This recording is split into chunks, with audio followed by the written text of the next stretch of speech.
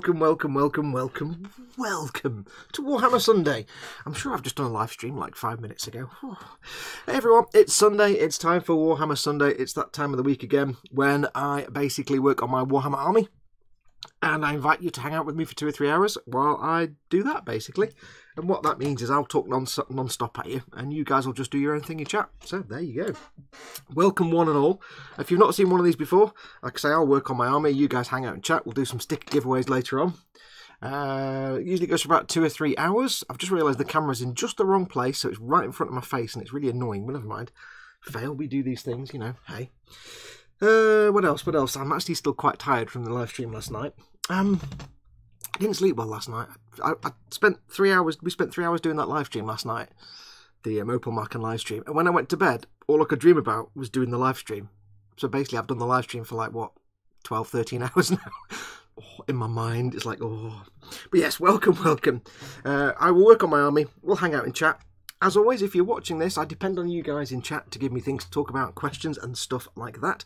So if you can't see the chat, I know you can see the chat here, but if you can't see the chat where you can actually do the typing, you're just not on the YouTube page. So click on the little YouTube icon, which is down here in the bottom right-hand corner somewhere, and that will insta-magically transport you to the YouTube page where you can join in the live chat and ask questions and stuff. If you want to ask me a question or get my attention, normally I'd say throw some food at me, but you can't do that over the internet. So instead, what you can do is you can either put your question in big fat capital letters so I can have a chance of seeing it, but my chat is over here on an iPad, so I might miss it. I'll be working here, so, you know. Or you can do a super chat, which is the little dollar symbol at the bottom of the chat window. That will just put your comment in a big coloured box. It'll make a little noise at my end, so I know you've made a comment and I can't miss it. Or alternatively, if you don't have access to the chat at all, you can drop me an email. And my email address is here, fox@modelmakingguru.com. Just drop me an email with your question, whatever you want to send me, or a shout out, or just whatever you want me to say. I will do sticker giveaways later on, so don't forget, if you want to guarantee yourself a sticker, send me a question and answer to use in the giveaway section. And if I use it, I'll send you a sticker anyway. Just include your name, your address, your question, and yes, Dave, the answer to the question as well is always a good idea. So you can do that as well, or just shout outs or whatever you want to send me. As always as well, we're still doing the Stream Boss battle. You can see up here, this thing here. Aviad's health bar is down to 74,000. Most of you know what this is, but well, you all know what this is by now. But on the off chance some of you have never seen this before, we're doing the Stream Boss battle where you guys can whittle down Aviad's health. Aviad is the current Stream Boss. You can whittle down his health bit by bit till it gets to 0. Whoever gets him to 0 will win £200 to £300 worth of Warhammer or Forge World gear.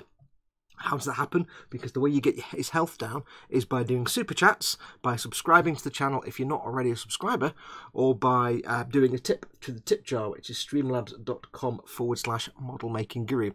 The more you put through as a tip or as a super chat, the higher the amount, the more health you take off Aviad. And when he gets to 0, you win whatever you want from Games Workshop or Warhammer or Forge World, up to the value of the kitty, because all the money you raise doing the super chats and the tips and everything goes to the pot, and then you win the pot. It's like landing on the go to jail thing in Monopoly when you're playing with the pot of money in the middle. You win it basically, and you just tell me what you want and I send it to you because I pay for it. Yes, so get your tips and super chats and subscriptions and things going through. And it's kind of gone to a lull at the moment, so keep working away on him. Other than that, I'm really warm, so I'm going to take my sweater off because it's really warm. Other than that, what's been going on? I just want to say very quickly thank you to everybody who joined in the Opalmark live stream last night. For those that don't know, I run a Facebook group, the Model Makers Boom Hut, facebook.com/group/Model Boom Hut, and we're doing a little silly group build, and we did our first live stream for that last night, and it was really good fun. Some people actually joined in the stream. It was really nice to see everybody who either just joined in the chat or joined in the actual stream itself. So thank you to everybody who watched that. What else?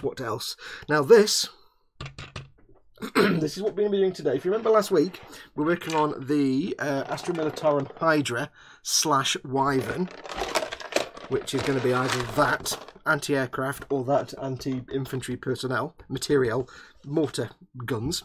And I got to the point, that's very rattly, I do apologise. I got to the point where I was assembling the gunnage, and I realised that to have them swappable, so I can have either the anti-aircraft or the mortars and swap them backwards and forwards, I'd have to get involved in some magneting and some super gluing and some filling and other things. So my plan was to, I've got magnets, but to get some super glue and other bits and bobs so I can start building an assembly inside so I can swap the guns out when I need them. However, I kind of decided I couldn't be bothered after all that. After a while I thought, you know what, screw it, I'm just going to make it as the mortars, because the chances are I'm going to get more than one of these anyway. I'm going to have more than one of these in my army. So I'll just build this one as either the mortar or the anti-aircraft, and then the next one I build I'll make as the other one. And then I've just got one of each. And it's just, I've not had any super glue arrive yet. And I want to do something today. I can't do nothing today. I can't sit here saying I'm waiting for super glue, so nothing to do today. So I'm just going to make the mortars, and then we'll crack on. Next time I do one of these, I'll make it the anti-aircraft. Let's have a quick, well, I'm going to clear my throat, and then I'll have a quick look at chat. By the way, as always, do let me know if you can hear me and see me okay. I just need to clear my throat. There we go. All be standing, please. Right, so let's have a look and see who is in today in chat before we get going. We have, if you notice, I gave you a lot longer. I gave you a half-hour preamble before the show started this week. 2 reasons. One, I've managed to automate a lot of the pre-live process where the music plays and the coming soon card goes, and that works better in a half hour. But also, it just gives you guys more time to hang out. Now, I know if you're watching this back not live, it's a bit of a pain because you're like, God, has it started yet? Well, from now on, that preamble bit is half an hour, but it's going to have some funky music so you can listen to that. But if you're watching this non-live, just scrub to half an hour and you'll start the stream. It's just to give people a chance to hang out and chat, because you guys have such a good time in chat. It's nice just watching you all hang out and be silly in chat. So half an hour, it's not the end of the world. It's nice music to listen to while you're waiting. Nim Cinderin was the first one in. He is king of the chat today because he beat everybody. He says, hi, beat you all today morning. No sign of Pascal at all. So Nim is the current king of the chat, and he's a king of the lab then. He's current king of the chat. Gaz Vickers is in, morning all. Borry Models came in, morning Borry. Jez Hidaho is in, good morning all. Kim Ham Sung is in, who asked when he or she, I'm not sure, do apologise, when Han Sung came in, said, what time's this start? It starts at 3 o'clock in half an hour. I can't read Korean, I just have access to Google Translate. I'm not that good. So welcome, Kim Han Sung, welcome, welcome. I do talk very fast, so I do apologise if you struggle. Chris from Gross Models is in, one of your mods for today. Welcome, as is Dad. Dad's in as well. Dad's another mod. They'll look after you. Let's have a look. We have Nick Butler's in. Mia, greetings, Nick, who's making the meat plane. If you watched the stream last night, you'll know he's trying to paint his Provost with the crappy red Airfix paint that comes with the kit, and it's just, he made a terrible mistake of thinning it, which is like painting it with, I don't know, lipstick or something. Just didn't. There was stress. Who else do we have? Who else has come in? People talking about last night's stream. Sergeant Bones comes in and asks, where is Sergeant Bones? Don't know, I've not seen him. Not seen Sergeant Bones. Welcome, Sarge.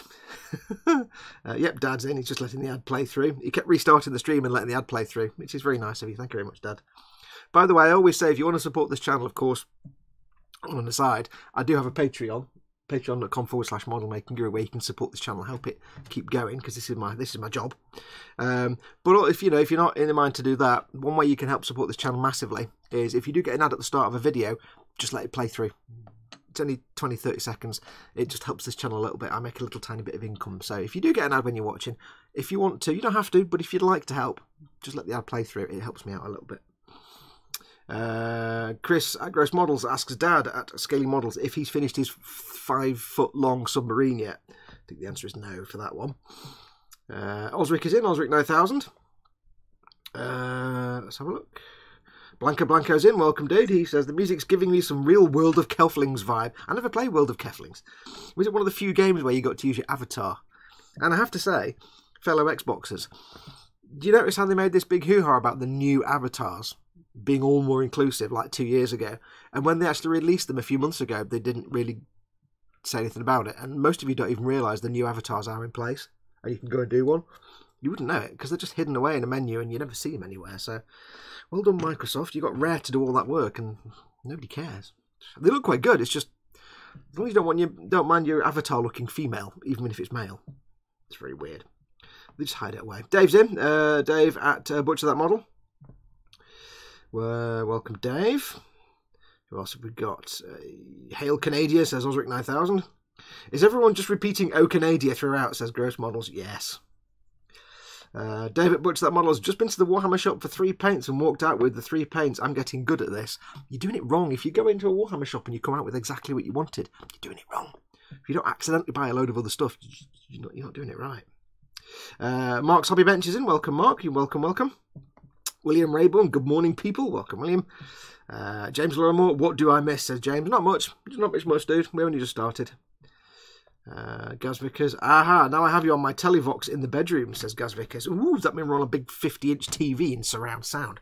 Whoa, left speaker, right speaker, front speaker, back speaker, centre speaker, subwoofer. There you go. I could do a subwoofer joke, but the microphone's all the way over there, so I can't reach it. I'm quite, you may notice I'm quite peppy today. Like I said, I didn't get a lot of sleep last night, so I'm like, bit buzzed. Let's have a look.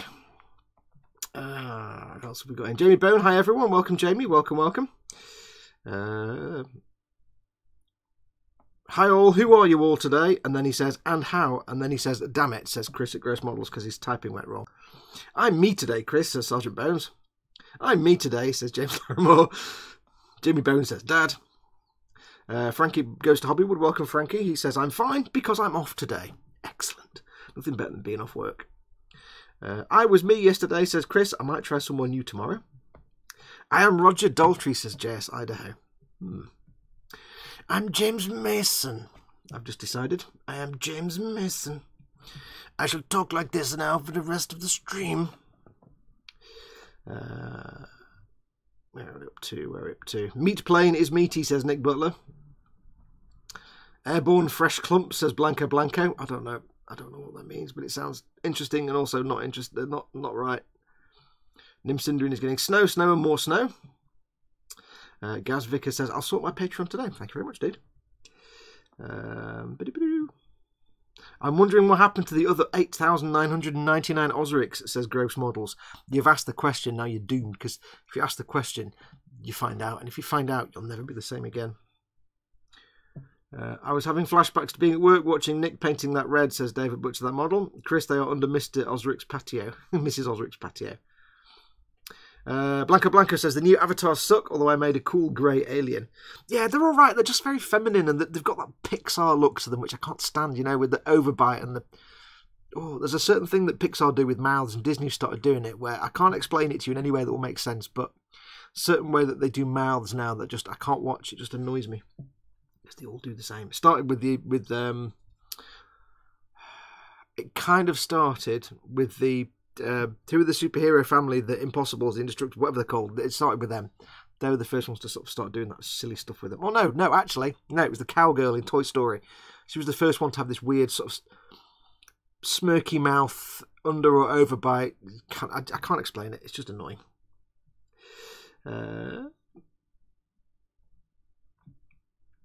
42 only, I'm afraid, says Gaz Vickers.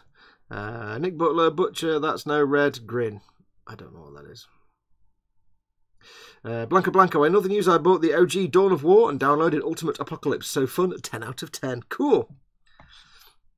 That's a blast, says Sergeant Bones. To blank.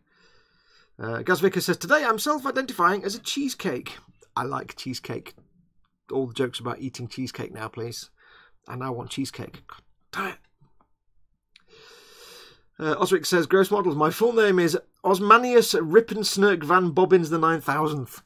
So that's 8,999 even I've got to try and find. I got a friend to ask Aaron Greenberg why we can't cross-dress the avatars. There was not a culture clothing for avatars, says Nick Butler. I thought you could do that now. You could dress them in anything nowadays. With the new ones. I thought you could do whatever you wanted. Gaz, you can with a horse if you mask a pony. I don't know what that means. But I do like mascarpone. Oh, mascarpone, horse. Oh, I'm just drinking coffee. Hang on. Can't believe I didn't get that. I'm such a spoon. Now, before we get going, we have an email to read out. Nick Butler says, yeah, because I totally ran into that one. I didn't see it. We have an email from Andy McLeish. And you know, you remember Andy? Andy's the guy that would always send in a question and answer, but he'd miss out his email address. I mean, his actual postage address. So when he wanted to send a question answer in, he'd send a question answer for the sticker giveaway, but there'd be 6 emails involved because he'd forget, his address. Or he'd forget the question answer. It's hilarious. Anyway, he sent a mail in. I heard from him for a while. For some reason, he sent it to me and to Ted at eModels. So Peter at eModels read it as well. Probably hasn't got a clue what it was about, but there you go. But that's just Pete for you. He says, hello people, hello people. Don't worry, I'm not dead, just taking care of things. I've not run off after winning the jet flying birdie mabob video in progress. I've forgotten what he won now, but it was a flying thing. I don't know if that's from me or from E-Models, I'm not sure now.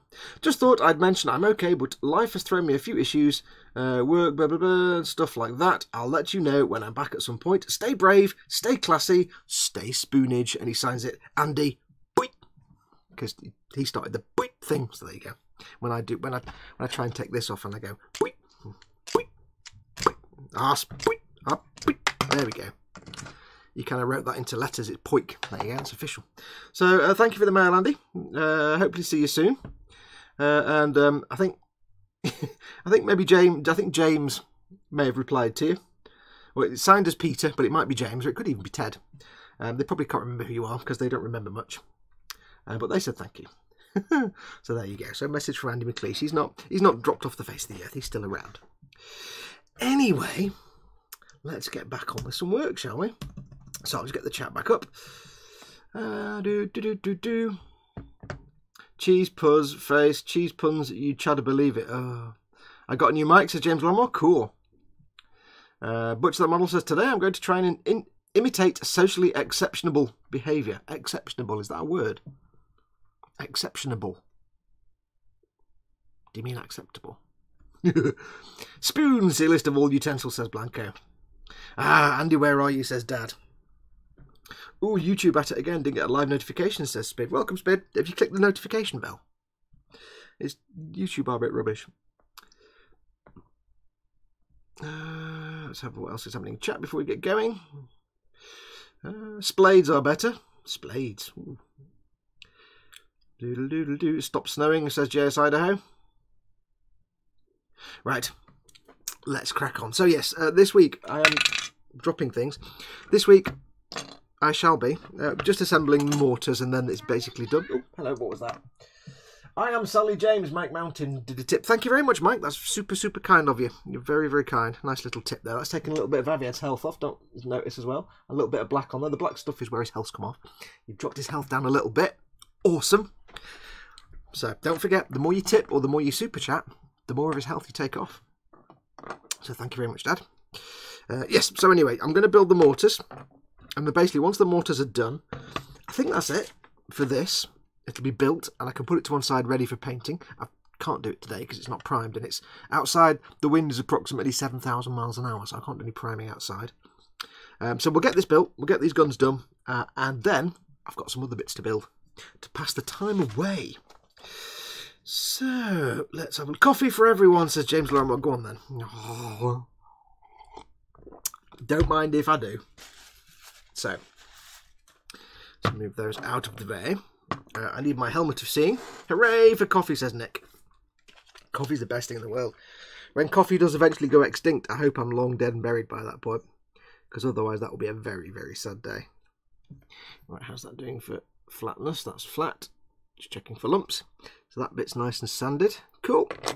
That bit's done. I suddenly realised, oh, one thing I will have to do as well. This wee little fella here, he glues onto this platform at the back. And he's got a little map in his hand. He's reading a map and shouting at someone, because everybody shouts in the Imperium. But what I'll need to do is I can't glue him onto here and paint him, because it's going to be an absolute pain in the bum trying to get to him to paint him once he's on there. So what I'm going to do is I'll show you how I mount these little kneeling dudes, or any dude, on a cork. So I'll show you that later for painting. So what we have to do today is do some assemblage. Now I need some extra parts. So the parts I will need will be, if I need those, we will need, oh, knocking the camera straight away, there we go. These are the twin-linked Storm Shard mortars. And we'll need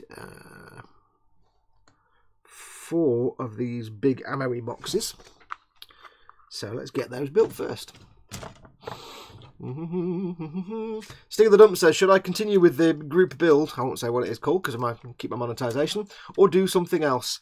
It's up to you, dude. We'll be doing another stream on Saturday when the guys will carry on with theirs. So it's up to you. So I need to do 19 and 20. They're all the same. I need to make 4 of these, basically. Okay, let's get 4 of these built. I thought they might be chiral. I'll have to go around a specific way, but they don't. 4 of these are not like the other. So how is everyone? I hope you're all well. Get on. There we go. I hope I find everybody well. What are you all working on at the moment? If you're not doing your group build kits. We know Dad's doing his 35-foot long U-boat, as is Tedward, but Ted's not in at the moment. What else is everybody else working on? Toodle toodle toodle doodle doodle doodle. Ping. Ping. Ping. Ping. Be with you in 1 second. I can't talk and snip at the same time. It's just far too complicated for my brain to deal with. Has anyone out there played? I know Paul has, and I think Chris has. Has anyone out there played the Anthem demo yet? What's it like?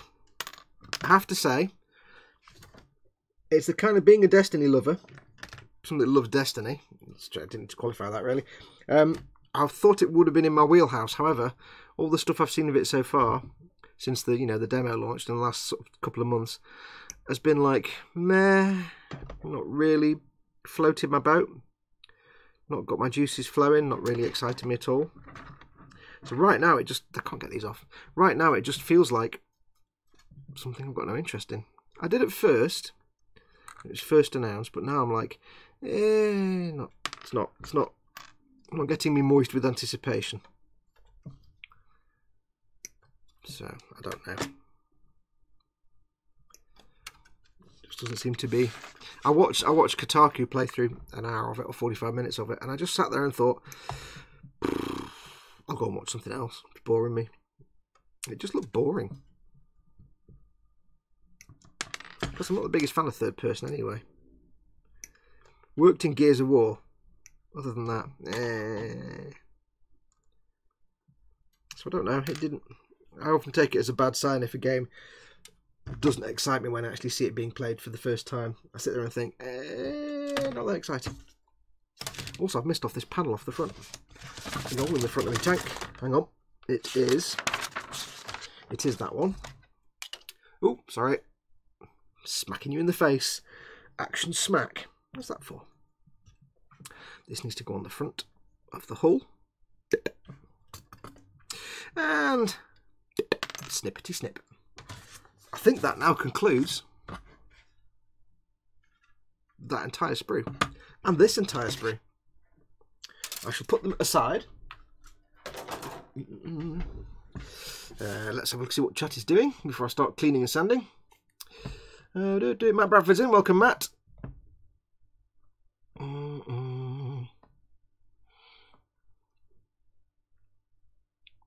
Weather's been pants here, says Speared. Not a lot of snow, but very cold.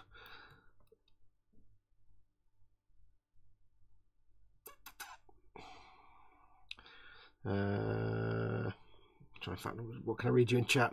Matt Bradford is putting eagles on his Eagle Transporter. Good effort. That's that big 22-inch one that I've done. It's a fantastic piece of kit, that is. It's a fantastic kit and a piece of kit. Nick Butler says, today he's mostly recalibrating his 3D printer and then working on my pink Provost. You've got a 3D printer, you should get to Hero Forge and download their test figures and give them a see how well they print out. If you haven't been to Hero Forge and you like your miniatures, go to Hero. It's just heroforge.com, I think. I've not heard of it before, and I should have done because it's like been going for 3 or 4 years. You can design your own custom miniature figures in sort of 28mm, 30mm scale. I've designed a couple, and I'll order them later in the year. But yeah, it's kind of cool. You can either buy them, they'll print them for you in really high quality, or you can download them and 3D print them yourself. I'm working on a Scout Squad converted from Primaris Reavers, a third-party sniper rifles, and green stuff cloaks, says Fraser Davies. Cool! Jay Sido is mostly getting his hobby room organised and cleaned up. It's a good way of getting rid of a blockage. If you get a sort of blockage and you can't think what to do a clean up of your workbench. Dad says he's got the Valkyrie here, tempted to do a side build. I've got to start my Valkyrie at some point. Blanca is not falling asleep so he can watch the stream. Oh yes, because you're in Australia land, aren't you? You're like all the way up, you're upside down all the way down there. Anthem is okay. Their servers got melted though, says Fraser Davies. I have to actually concede or concur with the point that Legacy Killer HD made on one of his videos, where he said in 1999 server issues for this kind of thing were the norm. In 2009 they were annoying but understandable. In 2019 there's no way a company now should start a game that has an online component and not have enough servers, even for a limited demo. And it's true, especially something like EA. But then again, it's EA, isn't it? There's no way now a company should not have enough servers set up for when they launch their game. And this is a limited demo, but they should still know how many people roughly will have access to it, and they should still have enough servers. It's not like they've not been working on the game for like 5 years. Do you know, it is pathetic. It is truly pathetic that companies do that now. But then again, it's EA, who can't help break anything they touch. So, EA and Activision, two different companies, both as bad as each other.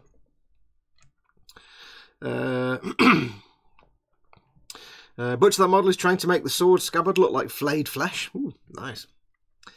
Nimcinder is trying to get the ambition to climb out of his bed to continue painting his Astray Ranger, but my back just popped a few times and it's a struggle. Yeah.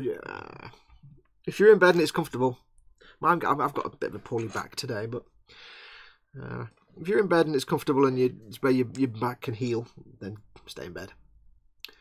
Because you need to get up to eat at some point. Gaz Vickers has a poorly fitting Baal Predator in between toilet trips thanks to some dodgy wings from his local takeaway. He's got a little symbol. Yeah, oh dear. See, when you say Baal, all I can think of is Ball from Stargate. More work on the Russian mine-clearing tank. Finished making the 162 track links yesterday, says Osric 9000. Blimey, Riley. 162 track links. And you wonder why I started sweating when I nearly had to build a tank.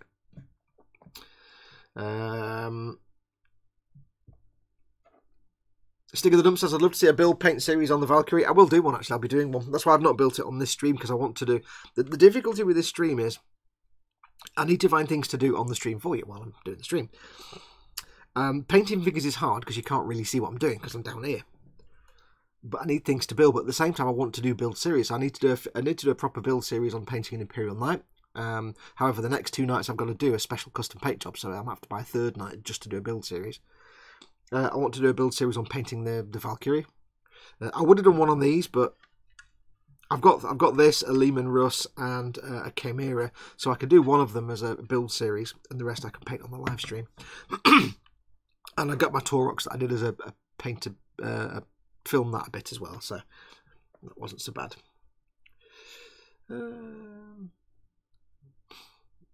Decided, says Dad. Gonna video the Valkyrie instead of the sub because I'm 4 compartments into the. You've already started the sub. You can't film the sub now. There you go.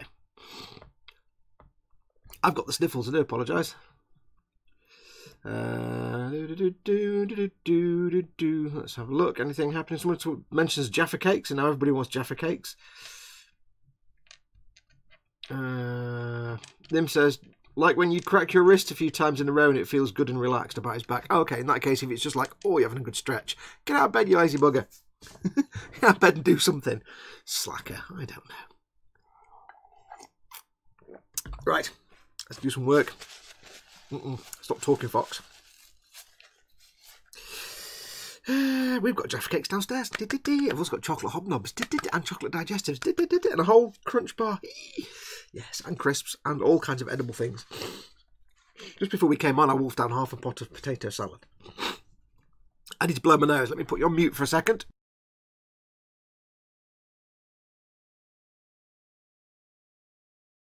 There, it's better.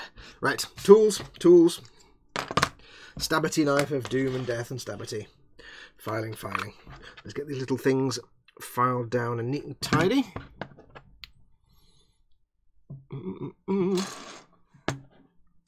Also, by the way, a message to Dave Barker. Little shout out to Dave. You waved your little Haribo jelly babies around on the stream last night. Got to tell you, I've had Haribo jelly babies now. They're not as good as Bassett's. Nah, not as good. Not as good as the real thing, afraid. I have to go against what you say. Dave thinks the Haribo ones are the best. I prefer the Bassett's. The Haribo ones just taste too chemically. They've got some nicer flavours, but overall, they just taste a bit too chemically for me, Dave. Sorry. Are we falling out now? Dad says, not a fan of Jaffa cakes. Nim, oh my... Wait, has Nim just said... Not a fan of... Oh! Nim Sindri says he's not a fan of Jaffa cakes. Right, mods. You need to gang up on him and teach him the error of his ways. I wouldn't say ban him, but, you know, please make him see the error of his ways. This is the kind of emergency situation that I count upon you for. Doesn't like Jaffa cakes. Nim, just go and sit on the third step up on your staircase and just sit there for a while and think about what you've just done. Just, you know, keep this in the back of your mind. Stick of the Dump says, my wife says the Haribo ones are the best. Controversial. They just, no. I mean, there's one or two flavours that may be a bit nicer, but overall they're smaller and they just taste more chemical. I much prefer proper Bassett's Jelly Babies. You didn't see the Fourth Doctor eating no Haribo Jelly Baby nonsense. You know that when the Fourth Doctor ate Jelly Babies, he just took the TARDIS to the factory in New Mills. And yes, there is the Bassett's factory is in New Mills, and I used to have to drive past it every other day. And it smells great when you drive past the Bassett's factory. Oh yeah. It's just like this over-dominating smell of like sherbet dib-dabs and stuff as you drive past. It's fantastic. Burn the Heretic, says Blank and Nick. Nim is now on the radar, says Dad. And radar in capital letters. Haribo drain my life essence. I don't mind Haribo. I don't mind Haribo. It's just I don't like the Jelly Babies. I'm not a big fan of chewy things like that anyway. I prefer chocolate and meat. I prefer my snacks to be savoury and meat or chocolate. Do. But I'll tell you what's in our freezer. Oh yeah. Oh yeah. Apart from several big tubs of various ice creams, salted caramels and chocolates and all kinds of flavours, there's a couple of packs of Magnums, salted caramel Magnums. Oh yeah. I'm quite gutted that I can't seem to find... We order a lot of food through the Amazon Now thing, just because it's easy, because my car's off the road, so it's easier to order online right now. And they don't seem to carry... made a mess of that. They don't seem to carry the honeycomb Magnums. I'm like, what? What is this heresy? Honeycomb Magnums. What was that? Something pinged. I don't know what that pinged at me. What pinged at me? Was that an email? Oh, I need to close that down. There we go. I have too many things open on my computers. There we go. Fixed. Doodle-doo. Yeah, so honeycomb Magnum lollies. Oh god, they're the best thing ever. Eat a honeycomb Magnum if you can find one. Your mouth will love you for the rest of your life, to quote Douglas Adams. Nim Cinderine says, I've had them, they are dry from what I remember, and I think the witches have had enough burnage. Dry? Dry? You're supposed to eat them with a massive cup of coffee or tea. Honestly, doesn't like Jaffa cakes. Midget Gems all the way, says Wayne Haywood. Midget Gems. How northern can you get? That's pretty northern, that is. Blanco says, I think it shortened my lifespan by 50 years. I have very strong feelings on Haribo. It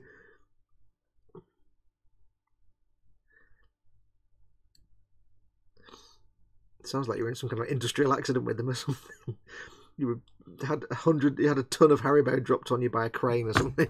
Yeah, I don't like Haribo. They nearly broke my back. Nearly killed me.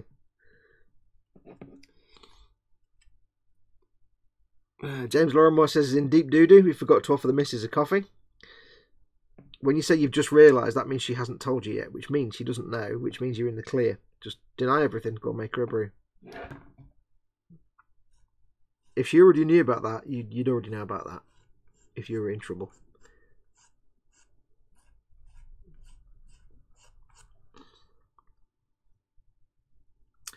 Tricky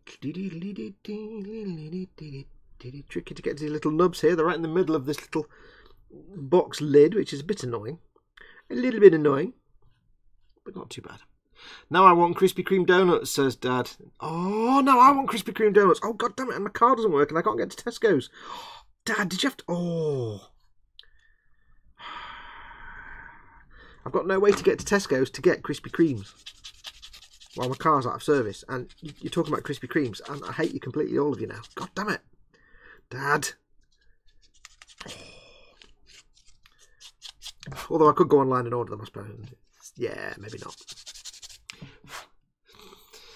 James Lorimore says, I just gave her the cup I was using. It's fine.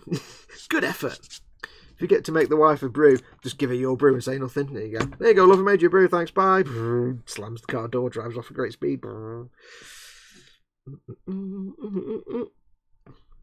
See, me and Mama Fox, we've got an arrangement. I tend to go downstairs and I'll make a brew for both of us. And Mama Fox will go make a brew for herself and tell you not bother making me one. So I'll just take the piss out of her. That's how it works, really. It seems to work quite well. I did buy some hot cross buns yesterday, says Chris. Yeah, I don't know. They don't get me salivating, to be honest, like donuts do. But the problem is, you see, the problem is, I've got a kind of rule that if I go to Tesco's to buy some Krispy Kreme donuts, I have to walk past the sushi section as well. So what I have to also do is buy a whole mess of sushi from their little rack of sushi stuff. So to me, Krispy Kreme would go hand in hand with sushi. Now I really want sushi. Stop talking about food! We've got lots of food in, it's just none of it is anything I actually want right now, because none of it's what we're talking about them. Blanca wants them as well now. Quano Man, welcome Quano Man. He says, I built Charles Custom Zaku 2 last night, and all I could think was doing hang on, I can't read that. All I could think as I was doing gumplerizations was spacey bobbly hat. Space bobble hat. For those that you don't know, I did, and I haven't yet finished, but I did a long time ago. The Perfect Grade Zaku 2. And I gave the pauldron has big spiky bits, and I painted mine blue, and it looked like it looked like some kind of cross between a 1970s bobble hat and a policeman's hat, so I just call it a space bobble hat. And it obviously stuck. Yeah, spacey bobbly hat. Nim Cinderin says, try them fresh and hot from the shop. You could get a fresh one if you took the tour they offered. What, from the Krispy Kreme donuts? I don't know where Krispy Kreme donuts come from in this part of the world. Apart from Tesco's, obviously. I don't know where they're made.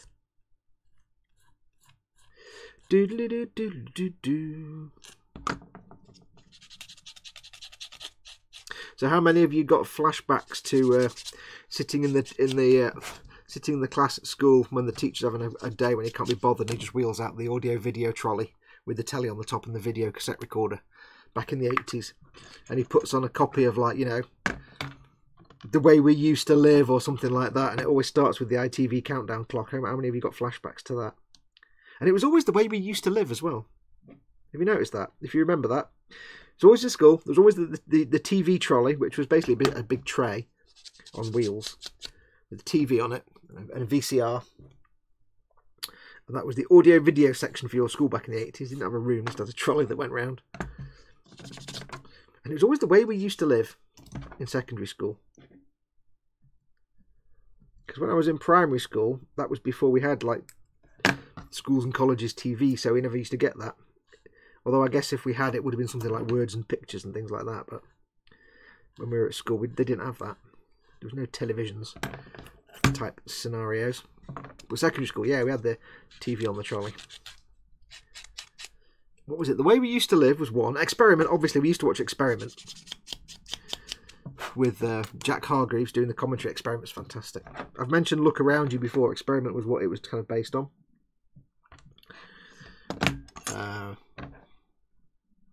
Nick Butler remembers the scary floating head from Words and Pictures. Words and Pictures.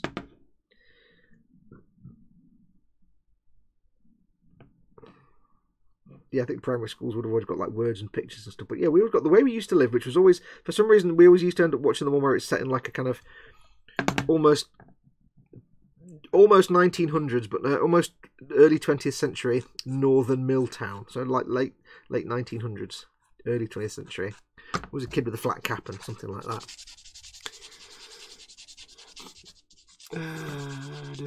Look Around You was a great show, said James Larimore.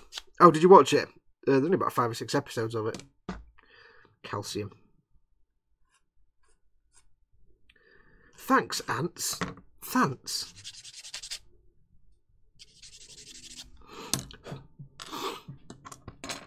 If you won't get this, James, but if anybody in the UK who remembers the old schools programme Experiment, which Look Around You was based on, will remember the old sort of the narration of Jack Hargreaves, who was the guy that narrated it, the voiceover. The guy that does the voiceover in Look Around You is so spot on for the way that Jack Hargreaves, not exactly the same, but he's got that kind of mellifluous, soft, syrupy tone that Jack Hargreaves used to have, and the way he says things like, write that down.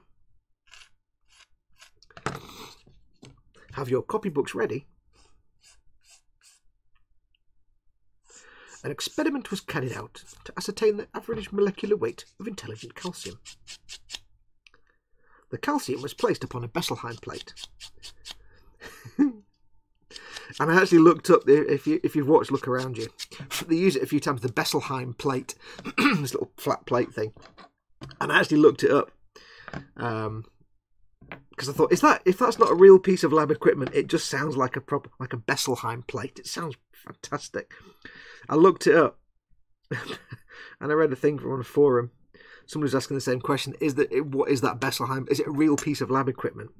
And Pete Popper, who was one of the producers of the show, came on and said, no, it was actually an ashtray from a hotel that we nicked, or from it's either a hotel or a little sort of cup of tea and a toasty sandwich type shop.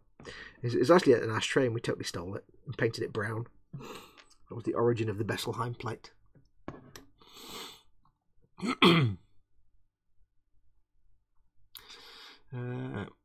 Let's have a look. What's chat doing? I'll have a look in a second.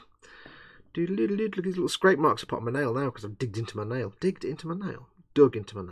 Oh, scrape. Fudge. 1, 2, 3, 4. Taking nubs off tubes is never a fun thing. It never comes out well.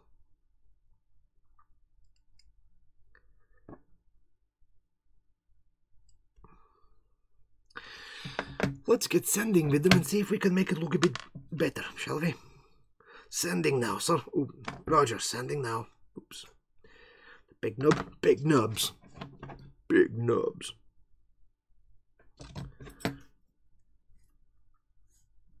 Nice and smooth, please, if you do so. Smoothly. These are like the little tips of the barrels for the mortars. So I need to make them kind of smooth. Can't have them rough and ready, because that would look a bit rubbish.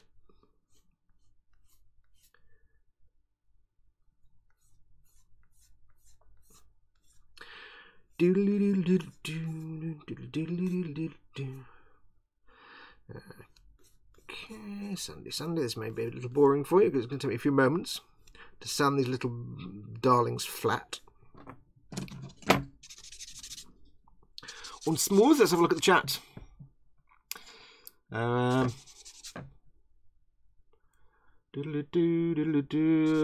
James Lomo says, I can't anymore assume about donuts because the missus is on a no-carb diet. Wait, yes I can, but no one, and I mean no one, better tell her. Everybody, tell James' missus that he's eating donuts left, right and centre all day long. See what happens. Because in my book, no schadenfreude, no fun. Plus, you have to remember that most of us are big kids, so if you tell us not to do something, then you know we're going to do it. Now, I don't actually need to shine these to a shine, but let's see if it's worth it at all. Because they're going to be like a shiny metal colour, but then again, it's going to be brushed on, so it doesn't really matter, I suppose. Yeah, I'm not getting a major benefit from shining up the plastic. It's all going to be brush painted anyway. Screw it. Yeah, we'll just sand them down. In Australia, Behind the News or Horrible Histories is what you watch. I'm going back to is that back in the 80s? Because I'm going back to like 80s, late 70s, early 80s for schools and television. We don't really have schools TV anymore, I don't think, do we? Because there's no point now, it's all internet anyway. I was wondering the other day if they still have programmes for schools and colleges. I don't think they do. I think it's all just internet archives and that.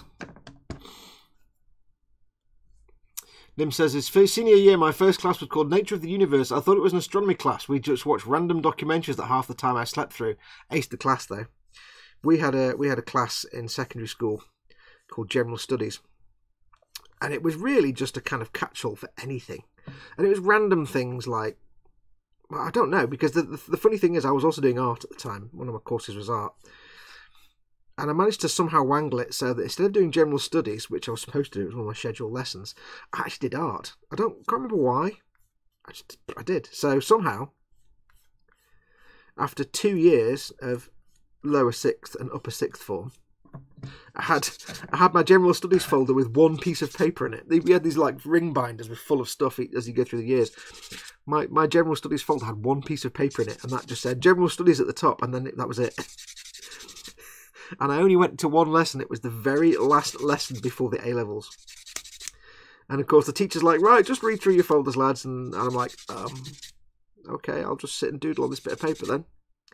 And then the A-level exam came out. We did the exam. And of course I'd had no lessons for general studies. And basically it was things like, they had questions like, describe how you would build an energy efficient house. So I just thought, okay, well, insulate it and use this and that. So I kind of used common sense. The next question was things like, here are 6 drawings of women in period clothing. State which period each picture is from. And it was like a woman, and it was like, they were really obvious. Like, one was like a woman in a hippie with like a sort of, you know, fluffy lamb's wool, big long coat and floppy stuff and long hair and flower patterns. Big round coloured glasses. One was like a woman in sort of 1930s flapper gear. I said flapper, not slapper. You know, and it's like, okay, that's really easy. That's really easy. And it was all really obvious stuff. And I was like, wow, I didn't miss anything with these lessons.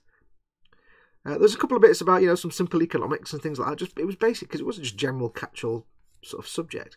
And I actually got about 98% on the exam, even though I attended one lesson, and that lesson was, right, just read through your files to revise. So I wrote 2 words and drew 1 line over the course of 2 years, and I got 98% in the GS exam. One of them was, you know, draw how, which colour wires are all these in a plug? And I'm like, I don't know, I'll just make it up. And somehow I managed to ace it. I can't remember how I managed to wing it. I also managed to wing not doing physical education for my entire secondary school career. I just managed to wing it. When I was very, very young, I had a hernia. I was supposed to have an operation to get rid of it. It never did. It never happened in the end. Hey, welcome to the 1970s. But for some reason, I managed to use that to be able to not do physical education for my entire secondary school career. Woohoo! It's great.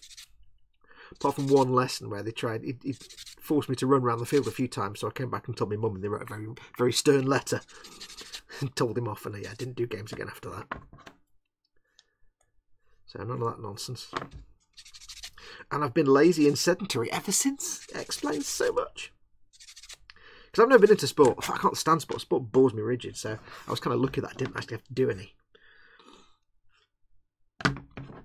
I'll have a look at the chat in a moment.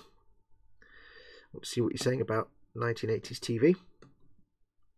But yeah, it was always like The Way We Used to Live was an episode.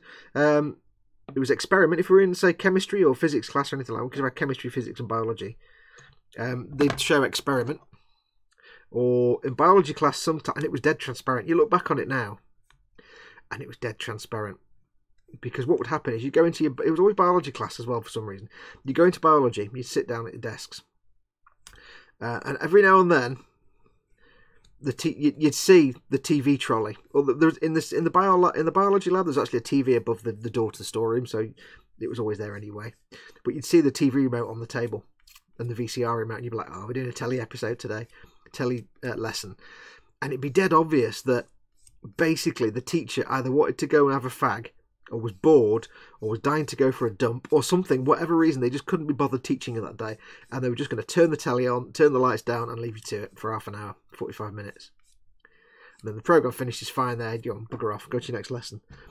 And it was dead good, because it was either, you know, The Way We Used to Live, science class was always experiment, or QED, the show was QED, I must have watched the one about electricity and lightning about 6 times, where the car goes around the plant where they create lightning about 5 times, with that little Irish guy that used to narrate QED.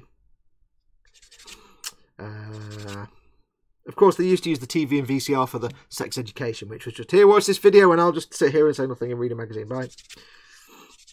That was all, you know, the kind of basic stuff. But yeah, it was always those kind of programs. And sometimes in English, it was a bit weird, because in English class, when the teacher couldn't be bothered and they were just going to let you watch telly, they wouldn't have anything about English. They'd just put on some random, it was always, like I said, The Way We Used to Live, or Scene. It was always Scene. And occasionally we'd go into English class and they'd actually sit and make us watch a bit of Shakespeare. A bit of Laurence Olivier doing his Shakespeare shtick, which is always good. I think we watched Laurence Olivier do Richard III about 4 times. Which, I don't know why we have to watch it more than once, but there you go. Right, what's chat doing? I've done a bit of work, let's have a look. Wasn't that the voice of Peter Serafinovich, says Nick Butler. In Look Around You, no, it was somebody else. Peter Serafinovich was one of the lab assistants. But it wasn't his voice doing the voiceover. It was somebody else they got in who sounded perfect. Has anybody here watched Brum, The Adventures of That Small Yellow Car, or live action? Not seen that. Dad says, that's who you look like, Nick. I couldn't think who it was last night. I don't know who that is. Lol, I used to watch it with my granddad when I was like 3, says Blanca Blanca. People looking at my carbs. That was one of my favourite shows. What do I need to do to keep quiet about the fact that you don't tell your missus, don't tell James's missus he's eating all these carbs, buy him a perfect grade Wing Zero. No, we don't have to buy you things to keep us quiet. It's the wrong way around. You have to buy us things to keep us quiet.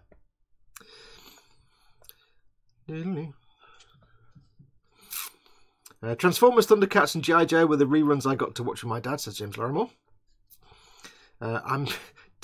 Chris at Gross Model says to James, I'm pretty sure your wife would notice a large sack of carbs appearing. Yes, can I have 3.5 pounds of carbs, please? A litre and a half of carbs. Right, well, nobody's talking about old TV. They're all talking about food. So there you go. Jack Hargreaves, says Nick Butler. Yeah, that was the voiceover guy for Experiment. And can you remember the theme tune to Experiment? It went... That was it. It just did a sine wave oscillating up. That was it. It was great. Experiment. Although Jack Hargreaves was a bit more northern than the voice on Look Around You. Flashbacks to my youth. Jamie Bone says Jar Jar Binks. Sigh. Sigh. Oh, I was asking if Jack Hargreaves was whom Dad thought I looked like. No, you never saw Jack Hargreaves. You only ever heard Jack Hargreaves. I don't know what we're talking about. Somebody's talking about bears. We're talking about bayers. Right, let's make some guns. Shut up talking about donuts and Jack Hargreaves. We need to make some little boxes. Little boxes. Mit the glue. Das ist richtig. That's the front panel for the big tank. So we have these and we have these. And of course the little ammo boxes have the Aquila on them, because of course they do. I'm pretty sure these all go together the same way. I'm going to completely guess rather than look at the instructions and hope I don't screw it up. Yeah, there we go. It's not so bad. It's not so difficult. There we go. A little bit of the glue. And a little bit of the glue. Not a lot of glue needed at all. There we go. Lovely, lovely. Lovely, lovely. Do. Couldn't be simpler.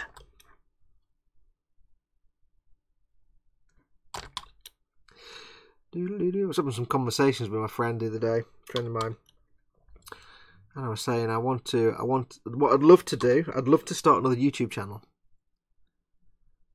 It's only a half-formed thought at the moment, but I'd love to start another YouTube channel that just is like, it looks at science and things like that.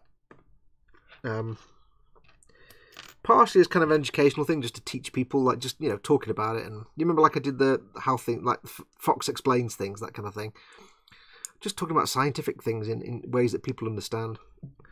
Communicating science ideas, getting rid of stupid people's thoughts about, you know, people who are stupid and don't understand science, and educating them into the ways of science and not woo. Because I'm a big skeptic. I'm a big skeptic at heart. I'm a lover of science and reason and logical thinking, and a hater of superstition and woo and nonsense and spiritual nonsense. I can't be doing with any of that. I don't know. It's just an idea at the minute.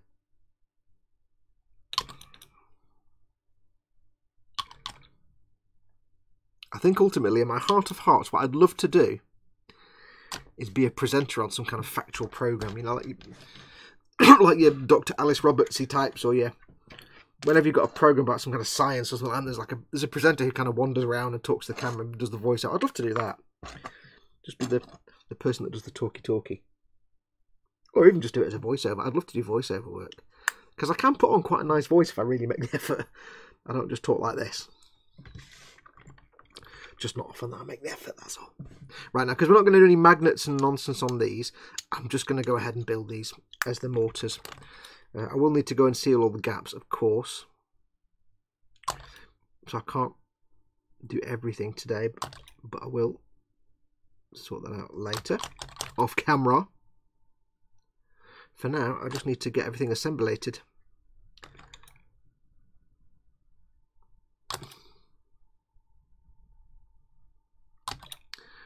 So I'm not going to put any glue down the side of that little piston there, because if I do, when I squeeze this together, it's going to splooge out. I don't want it to splooge out, but I don't need glue there because there's glue everywhere else.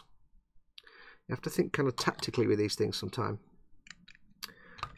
There's no point me putting glue where I don't need it and making a mess with sploogey glue when I don't need to. So what I'm going to do is squish these together and hope that enough glue comes out that when it comes to sanding this back, I don't need to use any sprue glue or anything like that. If I'm lucky, there'll be enough glue splooging out that I can sand it to a nice smooth finish with no edge and no gap. If I'm lucky. We shall find out. We shall find out in due course. Oops, far too much glue. That's one. Und now für den Untergrund, ja, das ist richtig. Die Oder.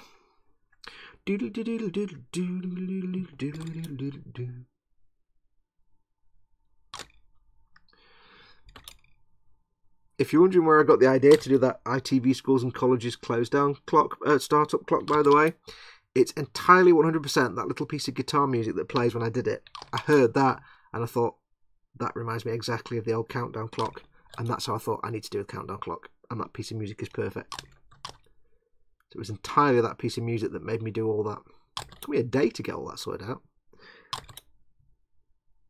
It's harder than you think.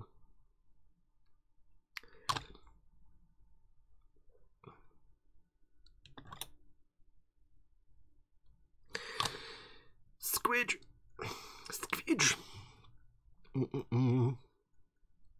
Science channel fox hunting instead of fax hunting. I see what you did there. Hello peeps, Fox says Brugoo, did you find out why the old Bill raided your lovely neighbours? Oh yes, I forgot to say. I'm sure you've all watched it, but if you haven't watched it already, when this stream's finished, go to my main channel homepage. There's a half-hour video of basically SCO-19 or SO-19, or basically the armed police, raiding a house a couple of doors down from my house, which was early last week. It was another one of those things where I had a whole day of work planned, and then that happened, and I had just stopped doing everything I was doing. I'm like, oh, okay, I'll do no work today. Basically, it was like early afternoon. They just raided our street. The police, 3 or 4 police cars pulled up on the street without warning. Thousands, millions, literally millions of policemen jumped out, waving semi-automatic, what do you call them? They're not assault rifles. They're a bit like your scars, I suppose, like sort of slightly submachine gun type things. Waving all those around. I've got to tell you, having never seen one in real life, they're goddamn massive. They're huge. Blocked off the road. and raided this house. But the funny thing was, there was nobody in the house. So they kind of raided the house, and then there was a lot of standing around. Yeah. And then there was a lot of, we need to get in the boot of this car. And then they totally failed to get in the boot of the car, which was quite amusing. But yeah, we had no idea what it was all about. So I did all the filming and stuff, and I sent it off to the local news. You know, the local sort of thing where you, you know, the BBC and ITV, said, hey, just in case you're interested, here's some footage of this that's happened today. Blah, blah, blah. Because, you know, somebody always films something going on. You don't know what it's going to be, because at first we didn't know what it was. Was it drugs? Was it something else? Was it gang-related? Was it, you know, murder or something? We don't know. We have no idea. We don't know how important it's going to be, so if you're going to be the person that films it and sends it off, it's kind of what I do, is filming things, so it's in my nature to get the camera out. And it should be noted, for anybody who ever needs to film anything happening like that, should be noted, I filmed in landscape mode. See, it's possible. You film in landscape mode, your footage looks professional. You film in portrait mode, you look like a chump. So there you go. But no, we never found out, because I never heard back from the BBC or ITV, local newses. The stories never appeared on their sites or anywhere else. So I can only assume it was just a bog standard raid. There was an incident nearby, or local to us, with the shooting, about sort of 10 or 15 miles away, which we don't think was related, but it might be. So it may be that the people involved in that, perhaps one of them is a friend of or lived at the house down the road. Maybe it was a link, I don't know. We don't really know. But the reason it's like quite exciting is, you might think, well, some of you might be like, well, that happens every day where I live. This is middle class leafy suburbia where nothing interesting ever happens. And I have to be honest with you, even after that police raid, because it's leafy middle class suburbia, we even managed to make that boring as well. We even managed to make a police raid not that exciting. So yeah, so it's just how we work in this part of the world. What was that? Somebody did something. Royal, I can't read it. Royal Trashing has subscribed. Welcome, Royal Trashing. You're more than welcome. Thank you for subscribing. Do feel free to join in the live chat. If you're actually watching this, you might not be. You might be watching something else. You might be somebody watching a totally different video. But thank you very much for your subscriptions. Spooge. Get that on that. I assume this is the right way around. I'm kind of guessing now. Yes, it's near enough. It'll do. It'll do. There we go. Big fat ammo box. So yeah, we never did find out what it was about. Later that day, once they all kind of did their thing and then all buggered off, they left a car behind for a little while with a copper. Because what they had to do was break into the guy's car and leave the window smashed and the back sort of panel where your license plate goes on the back of the car, that whole panel, they kind of cut it away and pulled it down. And the funny thing is, to get in the car, they didn't try and get in the front of the car. They literally smashed the back window, and their entire focus was on getting in the boot. So they obviously were looking for something in the boot of the car, or suspected there was something in the boot of the car. Either way, that's what they thought. So no, never did find out. But then later on, there were 2 or 3 younger people who were outside talking to the police. I can only assume they were like family members or friends or something. And they were talking to them, the coppers outside, and then now the car's got a tarp over it. And the only thing I could find out was that it was based on information received, which means somebody passed some information to the police, who then decided it would be wise to raid the premises. And the fact that they had like 3 SCO-19 units, probably, I think, well, 3 marked armed units and a couple of unmarked vehicles. One guy in casual clothing, but with a SCO-19 hat and a mask over his face, kind of suggests it was either drugs or firearms, something like that. It was serious business anyway. So we don't know. We don't know. Right, let's have a look at chat.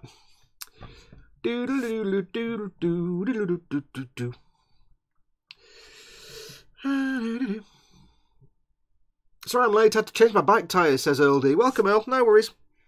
There's no timing on this programme. Fox, science question. Due to the number of stars in the Milky Way galaxy and the number of galaxies in the known universe, do you think there is other intelligent life in the universe? As Dave butchered that model. Well, the interesting point there is the use of other. Some scientists will say we've yet to actually find any intelligent life. We're taking the mickey out of ourselves. On a truly honest science note, the odds are ridiculously overwhelmingly in favour of there being life elsewhere in the universe. What kind of a life? Single-celled, advanced, simple, just, anything like us? No way to know. There do seem to be, obviously, a lot of things that had to happen to get us to where we are, to get life to be this level of complex that we are, or even to get life to the level of dinosaurs, or just life as it is without us around, even to that level of intelligence and complexity. There's so many things had to happen. We had to have a moon to make the tides. We had to be this right distance from the sun. There had to be the migration of Neptune out from nearer the middle of the solar system out towards the outer edges to clear away some of the Kuiper belt and the Oort cloud, to then do the bombardment of all the asteroids and bits and bobs that probably seeded the oceans and probably seeded life and brought organic materials. There's so many things that had to happen specifically to make life happen on this planet. Yes, life's going to happen elsewhere. Absolutely. But what kind of life? I don't know. I think we'll find life soon. I think we'll find life in the solar system, but I don't think we'll find intelligent life. I think we'll find very basic, simple life in our solar system. Or, in our lifetimes, I think we'll find evidence. We'll either find direct life in our solar systems on Europa or one of the other moons. Or, very, very simple. Or we'll find evidence to suggest life on an exoplanet, such as oxygen or methane in an atmosphere. Because we're at the point now where we can almost just about investigate the atmosphere of exoplanets in certain situations. I think we'll be able to see a planet, say there's oxygen in that atmosphere. There's only one reason a planet would have oxygen atmosphere. So there you go. So yes, absolutely. I think anybody who has the viewpoint that there's no life anywhere else in the galaxy is kind of an idiot. It's just numbers game. There are 400, potentially 2 to 500 billion stars in our galaxy. There are 100 billion galaxies. Do the maths. And that's assuming that the universe isn't infinite. So I think to say otherwise is just it's a bit naive, really. And Nim says, and Foxx explains the science behind insert Mecha Warhammer Gundam thingy. Today's about Gundam. It's all nonsense, but we love it. Speedy Correct says, you mean the bit of the day you weren't messing on Hero Forge? Yeah, the only thing is you go and look at Hero Forge, by the way. It's heroforge.com. Do it after this stream, because trust me, you'll go on there, and then it'll be midnight. Let's have a look. Spent 56 quid on good tyres, says LD. Wow. Females will always outsmart males. Yes, says Dad. Yeah, pretty much, because females are just smarter than us. Let's just be honest. Men are idiots. We are. We're just idiots. We are just idiots. There's no way to get around it. Women wear the brains in this family. Have you seen the people that live at the house since, says Spruglu? Don't actually know them. It's 4 doors down. 1, 2, 3 doors down. They've only lived there for about, I think, a year or two, I think. The guy that used to live there before then passed away. So I don't know anything about, don't know who they are, don't really see. The funny thing is, when I was a kid on my avenue, everybody knew everybody. This was the 70s and 80s. Everybody knew everybody else on the avenue. You get to the mid-80s and onwards, I can now tell you about 4 people that live on this street, and that's purely because of the people that lived here when I was a kid. Because I've lived here all my life. Nowadays, I can't tell you 95% of the people that live on the street, because you never see them, you never hear from them. There's no neighbourliness anymore. People don't hang out. You see, like, some of the neighbours will get out and they'll be stood on sat at each other's wall in the summer having a cup of tea and having gossip. But that's the older generation who were here for years. New neighbours now, the only thing you ever hear is like the occasional barbecue. And you hear music and people, and that's it. So I don't know. So a small number of neighbours that I know, and the rest, no idea. What else we got going? There are reports of someone in the area making an army, says Sprue. Nimson, James Longmore says, I have an 8-year-old sweet scientist little girl, my brain hurts. Yeah. Do you think it was a failed docs raid on you, says Blanco Blanco? No, because they got completely the wrong address. My house has a big fat number on the front. You can't go wrong. Or if it was, at least they got the number wrong. So in theory, there could be a universe where 40k exists for real, says Nim Cinderin. Well, This is where you get into the multiverse theory. Now, there's a lot of controversy about multiverse theory. Depends whether you're a proponent of string theory or M theory or anything like that. A lot of people see the multiverse theory as like woo-woo nonsense hippie crap. However, there's a lot of physicists and cosmologists and scientists, astrophysicists, that actually say it's not that crap. It's not that stupid an idea. It's not proven. It might not be the case, but you never know. But it's where you get into the multiverse. In fact, no, what am I talking about? I'm talking rubbish. Forget everything I just said. It's nothing to do with multiverse theory. It's to do with the theory. It's to do with the concept of an infinite universe. If, and we don't know this, because we can only see out like 90 or 100,000 light years, 100 million light years, or whatever it is. Anyway. No, let's get that right. It's 90-something billion light years. I think we can see it. Anyway, if the universe... Well, there's two ways to think the universe. The universe is either infinite or not infinite. Or to quote something I said earlier on today, in this universe there are two things. There are potatoes and not potatoes. The universe is either infinite or not infinite. Now, if it's not infinite, then there are some limitations. It's finite. There's only so many planets and stars and places with life. If it's infinite and truly infinite, as in it goes on forever, then theoretically, you know, according to all the basic rules of the universe and quantum mechanics and everything else, theoretically, in an infinite universe with an infinite number of galaxies, an infinite number of stars, and therefore an infinite number of places where life was arisen, and therefore an infinite number of intelligent civilizations, theoretically, it would be impossible for there not to be a civilization where 40k is real, or where Gundams are real, or where people walk around with animal heads, or where, you know, any fictional scenario you can think of in an infinite universe with an infinite number of stars and planets and places where life existed. Everything exists in infinite variety. To quote Star Trek, infinite diversity in infinite combinations. If there's an infinite universe, that means there are an infinite number of planets where life has arisen. I can hear an ice cream van. Oh, I can hear an ice cream van. Oh, it's too late though. It's too windy and cold. Anyway, if there's an infinite number of planets, that means on an infinite number of those infinite planets, I've been born. And on an infinite number of those planets where I've been born, an infinite number of them are exactly the same as me, doing exactly this right now at this minute. There's an infinite number of you watching this. There's also an infinite number where things are slightly different. Maybe I've got blonde hair, not mousy brown hair. Maybe I'm a woman, not a man. I'm black and not white. I'm living in Spain, not England. There's a million different variations. In some place I was never born, and I'm a bit different. But it also means there's an infinite number of places where things are completely different. Where humans didn't become the main species, maybe dogs evolved into the main species, or where 40k exists, or where Doctor Who is real. It basically means, technically, if you just stick into the basic rules of the universe and physics, anything is entirely feasible, and therefore, yes, at some point in the universe, infinite universe, 40k is real. Whether it is real, you don't know, because we don't know if the universe is infinite or not. We don't know. There's no proof for either way. So there you go. Somewhere it is the grim darkness of the far future. It means somewhere Star Wars is real. There's a galaxy somewhere where Star Wars is going on. Although there are certain limitations in that, you know, if you look at a work of fiction where there's something they have something that's not physically possible, then it's not going to be physically possible anywhere else in the universe. So yeah, there are some limitations to that. You're not going to have, like, Superman couldn't really exist because there's no way for him to physically fly, so he wouldn't exist anywhere. But 40k for the most part of it, if it's something that can be done within the rules of the existing laws of nature and laws of physics, then yes, it's possible. You're not going to be a universe where, you know, humans evolved and they're all telekinetic or psychic, because that's all nonsense. It's all made up nonsense. There's no things psychic. Psychic is rubbish. It's all frauds and fraudsters and conmen.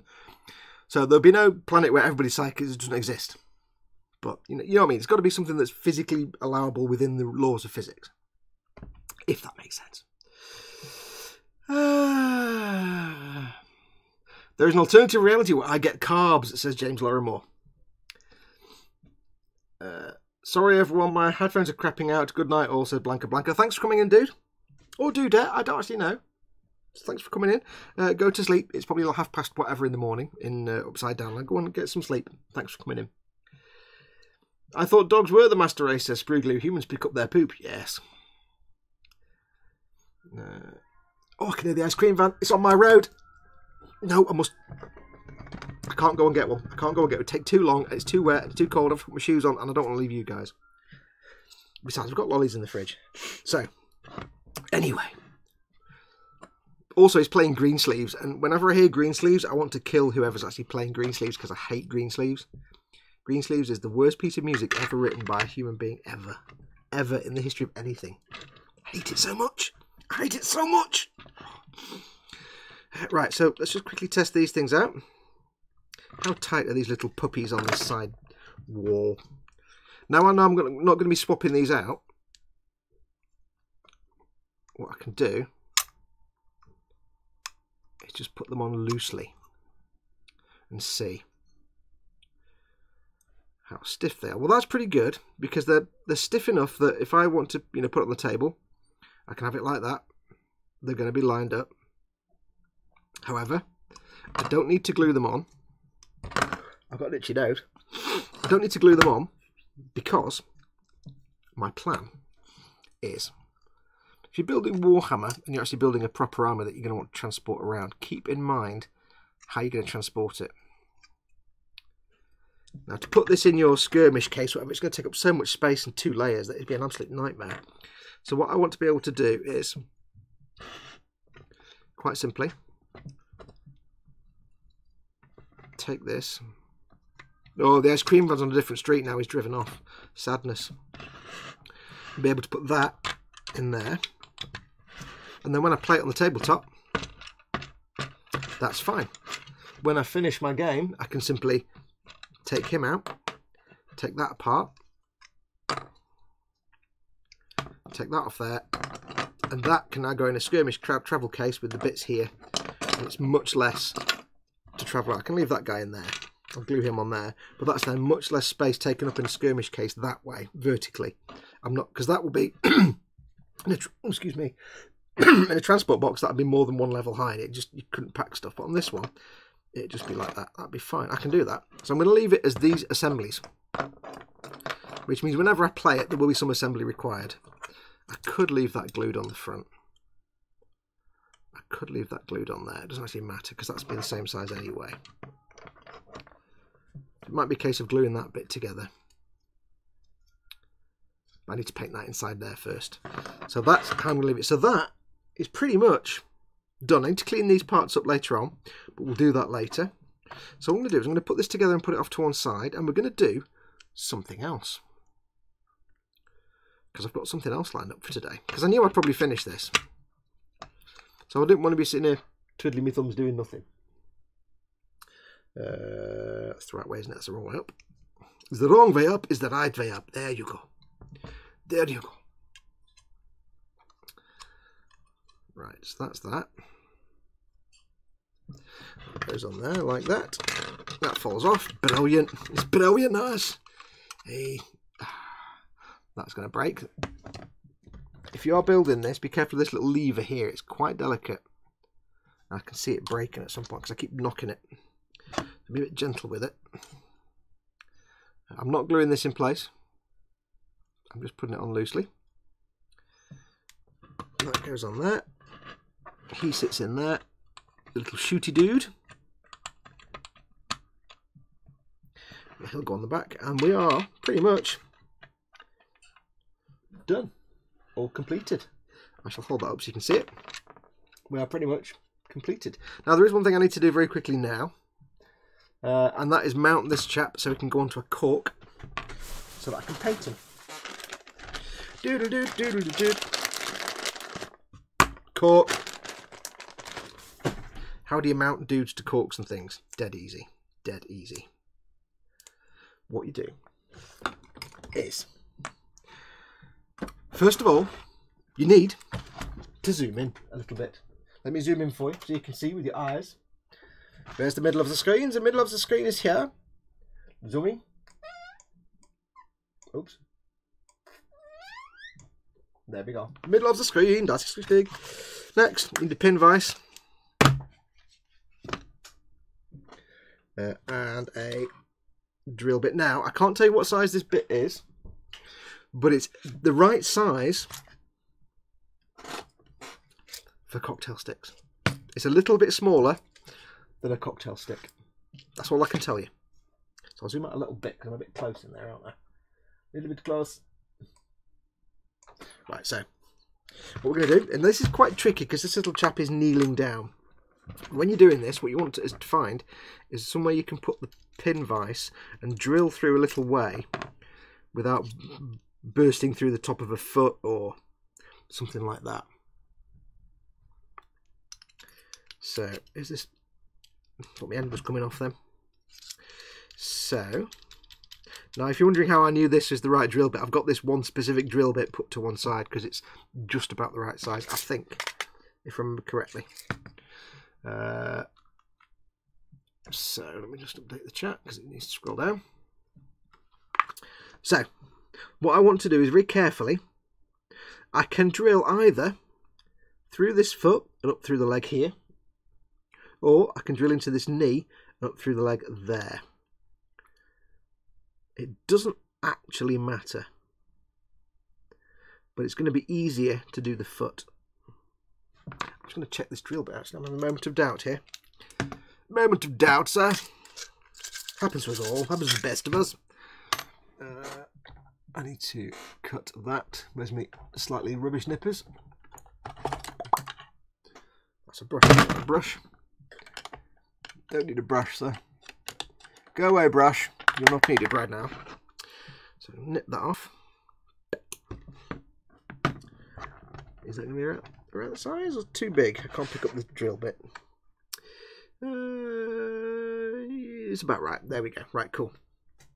So, just making sure it was the right drill bit. So, doodle-doo. The game's afoot, says Dave. Well done, 5 points.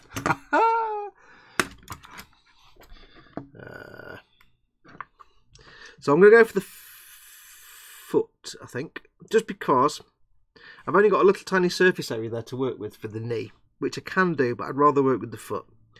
So what I'm going to do is, as carefully as I can, and without bending his goddamn little antenna, which I guarantee this will break off before he's painted. See if I can line up his foot there. Am I on camera? Yes.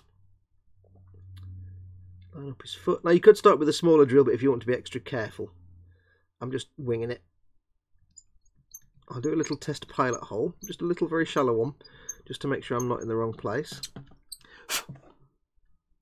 That's fine.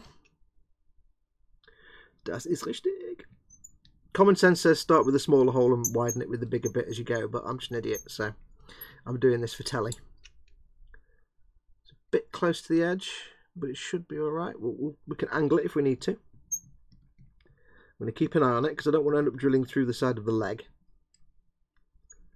But I don't need to go in a long way, and you'll see why in a minute. Is that on camera? Yes. So you can see here the foot, the hole is starting to take shape in the foot of feetness.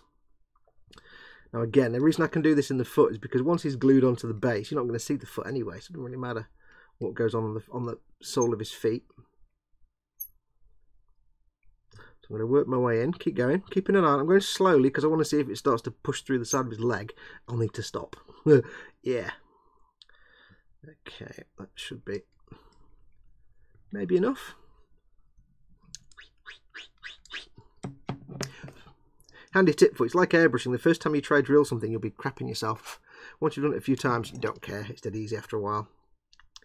Right, so I can now go in a bit deeper.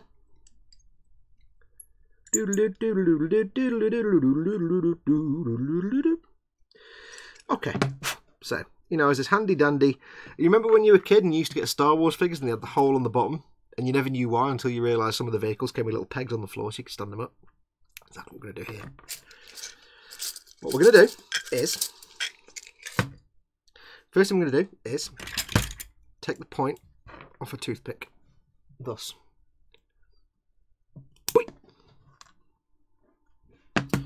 So, now this is either going to be too big or too small. It just happens, because these toothpicks vary, it just so happens it's about the right diameter. Almost. Now sometimes where it's a little bit too big, what I can do is shave it down with a knife blade, but that's going to be fine. But it's not very deep I'm only going in that far. So let's go deeper. Let's go deeper. Roger, moving now. I'm going to go deeper. If I push through the side of the leg, it's going to be so embarrassing on telly, isn't it? Never done it yet. Don't intend to do it now. That goes a bit deeper. That's a bit better. But I still want it to go deep enough. That's that much. A little bit more. A little bit more. And I'm kind of holding him by the bit I'm drilling. So I'm holding him by the foot. Which means I can feel... Oh, my end came off. Oh, hang on a minute. I popped my end off. Oh, fudge. Yeah. 1 second. Nearly done. Doodaloo. Right, that looks like that might be... Maybe it's much better. So, this is very, very simple. All you do... Cork. Pushing. And I kind of like to get some pliers at this point and push it down further. There we go. So that ain't going nowhere. PVA glue, just bog standard white PVA glue. Let's get it coming out the top. If it's going to get to the nozzle in time. There we go. PVA glue, I'm going to stick the stick in there. Get a big dot of glue on the end. Come on, out you come. Come to Papa. Oh, there we go, big dot. Splooge, making a mess. Big dot of glue. And squidge. Spin it round. Put that to one side. He is now attached to that. Now it's very loose attach, doesn't matter. Because as that PVA glue dries, it will hold him in place. And it'll be a firm enough grip that when it's fully dried, it'll be locked in place and you can start painting him. He's far enough away from the cork that I can get into all the little nooks and crannies and paint him nicely. And when he's finished and painted, all you need to do is twist him off the stick. And it couldn't be easier. Now, some people, what they'll do is they'll super glue a figure to a base to do the same thing. And there's nothing wrong with that. There's nothing wrong with that at all. Zoom out. Hang on. Let me zoom out for it. There's nothing wrong with that at all. If your point of contact between a base and the figure is a small area, then you could just super glue him to a base, and then when it comes time to take him off, you can snap him off, because super glue's rubbish. You can twist it and it'll break. So you could use super glue instead if you want to. I just prefer to use the PVA because I know that when I just twist him off, it'll just come away. It won't leave any residue in his foot. There won't be anything. It'll just be bare plastic on the bottom of his foot, and that'll be able to glue to that.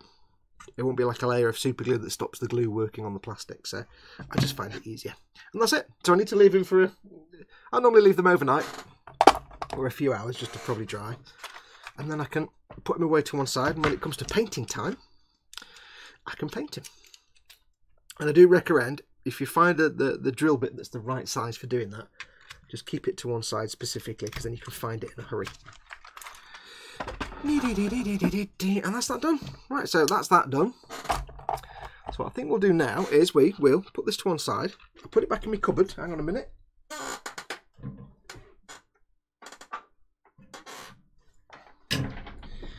We shall do, it's coming up to 4:30. We shall do some stickery giveaways, and then we'll crack on with another bit of the project. And what we're going to do after the sticker giveaways, to give me something to do, we're going to start on these. These are the Space Marine heroes that I have. They are the 4 that Jamie Bones sent me. Thank you very much, Jamie. And the one that Stein Van Gemmet sent me, which is a proper Japanese one. Before these came out, the only way you could get these was in Japan. Stein sent me one of these from Japan. This is one of the original Japanese ones. Yeah. So we got. So that'll just give us that'll be something to do for an hour. Start building them. We'll put them to one side. I shall have a swig of coffee. I shall have a quick look at the chat. Christopher C. Good evening, says Christopher C. Good evening, Christopher C. Just in time for stickers. Let's have a look. What's the chat saying? Everybody's talking about carbs still. Hey, Space Hamster. Space Hamster H. Hey, guys. Welcome, welcome. I've returned, says Chris. Gemma says, I'm sorry for making me miss stuff. Oh, sorry. Gemma says, sorry for making me miss stuff. She's still right. I I'm hungry, cook or order food, says Nim. One involves effort. One involves you press some numbers and little man turns up with food and then you eat it. You can see where my money would go on that. Pizza with pineapple, says Spruglu. I know he said no pineapple, but I've decided he said pineapple instead because pineapple's correct. Warmaster Fluffy says, welcome Warmaster. He says, I'm going to get the Devastators, Blood Angels and the Dreadnought. I'll tell you what I've been doing today, actually, this week. I've been working on the Warhammer Conquest. And I'm a bit behind, but I've painted up my aggressors to where it says in the magazine. And I've got to tell you, these little guys, let me zoom in. These little guys, of all the painting I've done so far in the Warhammer Conquest part work, painting these has been the biggest pain in the butt. Just because it's all so fiddly. It's super, super fiddly. So great fun though. I mean, absolutely great fun. And it's also really fiddly when you've got to film it as well. So yeah. But I'm currently in the process of putting together the episode. I've not finished painting yet. The Plague Burst, Fanciful, Slapdash, whatever he is. I can't remember what it's called now. The one with the tank full of blurb that he sploots at people. I've not finished painting him yet. So I'm putting the finishing touches to that episode. I am a bit behind because I didn't start the subscription straight away. So everything's falling over now. So I'm kind of slowly catching up with those. Right, let me zoom back out again. There we go. Them to one side. So I'm slowly catching up. But yeah, they're really fiddly to paint, those guys, the aggressors. Coffee. Really quite fiddly. Right.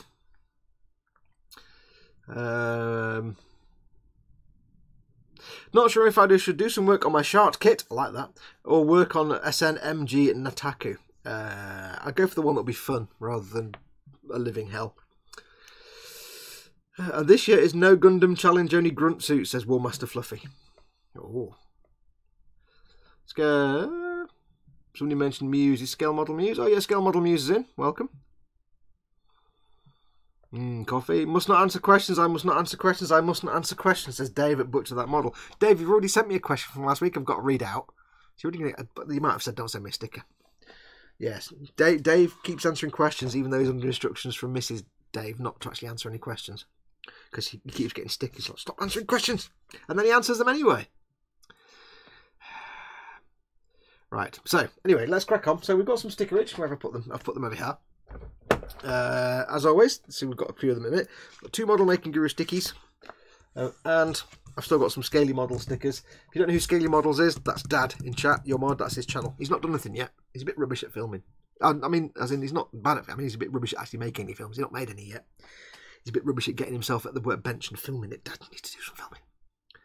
I'm sure he's a great filming type. I'm sure his filming's great. He's just not done it yet. So, there you go. So, yeah, do like and subscribe. I shall get the pen of writing. Today we shall have 3 words. Today's word shall be poops, blimps. We'll do plurals today. And wiggles. There we go. Poops, blimps and wiggles. I don't know why I do that. It's just funny. It's just funny. Sergeant Bones says, already answered, he says, the bottle with the red cap. Ted's not here. Right, so I need to go and have a look at the email, see what questions we've got in. If we have any questions. Dad says, oh, thanks, Fox. Can't make models. He has recorded some stuff, though. Nudge, nudge, Mike. Foxy, you Fruit Loop. Yes. I shall only type widge to every question, says Dave. Yeah, you shouldn't have told me that. Right, so let's have a look what we've got. Questions. Have you sent some questions in? Now, before we go anywhere, as you know by now, by this point of the show, the video is probably well out of sync with the chat. Especially if you join halfway through, you'll be out of sync with everybody. So before we go anywhere, everybody hit the refresh thing on their browser and then drag the slider to the right. So refresh and drag. Refresh and drag. Refresh and drag. Refresh and drag. I'm just waiting for you to do it. So refresh and drag. At the moment, it seems that we have I've been sent an email from YouTube who called me Julia. I've got an ongoing query with YouTube about something. He says, "Hi Julia, thanks for your quick response." I'm like, I'm not called Julia. Never mind. I've got one question from Dave, who's not allowed to answer this because he sent the question in. He says, "Sorry mate, but I could not help this one." I'm assuming you don't want a sticker. I'm assuming you're not allowed a sticker. So I shall give you a moment for me to refresh and drag. I'll have a swig of me coffee. Are we all ready to roll? Now remember, I don't assume these are correct. I don't do any fact checking at all. I just literally read out the question and go for the answer. Look for the answer that matches. So I'm assuming this is correct. Is everybody ready? Right. There. Hang on. Something in my mouth. I've got a bit of dust in my mouth and it tastes like washing powder. There. Obviously a bit of fluff or lint off a t-shirt that's just floated into my mouth. Yeah. That's just been washed. Right. Are we ready? Stand by. Here's the question. What is the largest species of berry? Go. What is the largest species of berry? Harry Potter ones? Maybe not. Marmite Toast Crunch cereal? No. Jamie Bone says, which? Osric 9000 is straight in with pineapple, which is the correct answer. Apparently, pineapple is the largest species of berry. I've got a hair in my mouth. I've got a little tiny hair in my mouth and it's really annoying. So, Osric, well done. You can now choose between poops, blimps, or wiggles. Which would you like? And we all have to sit and look at Osric now and just stare at him intently until he decides which one he wants. What a guess, he says. It was totally a guess. So everybody stare at Osric now until he tells us which one he wants.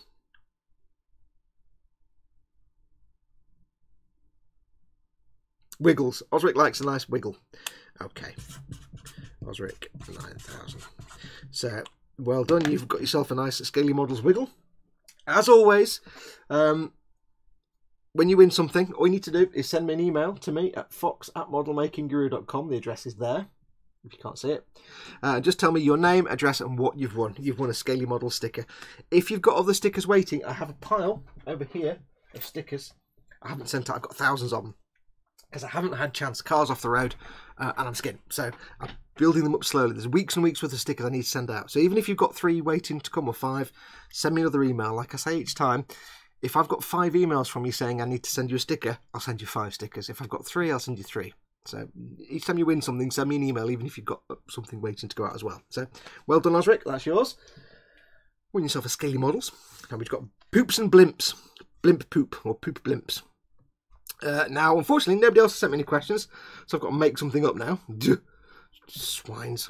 So let's make something up.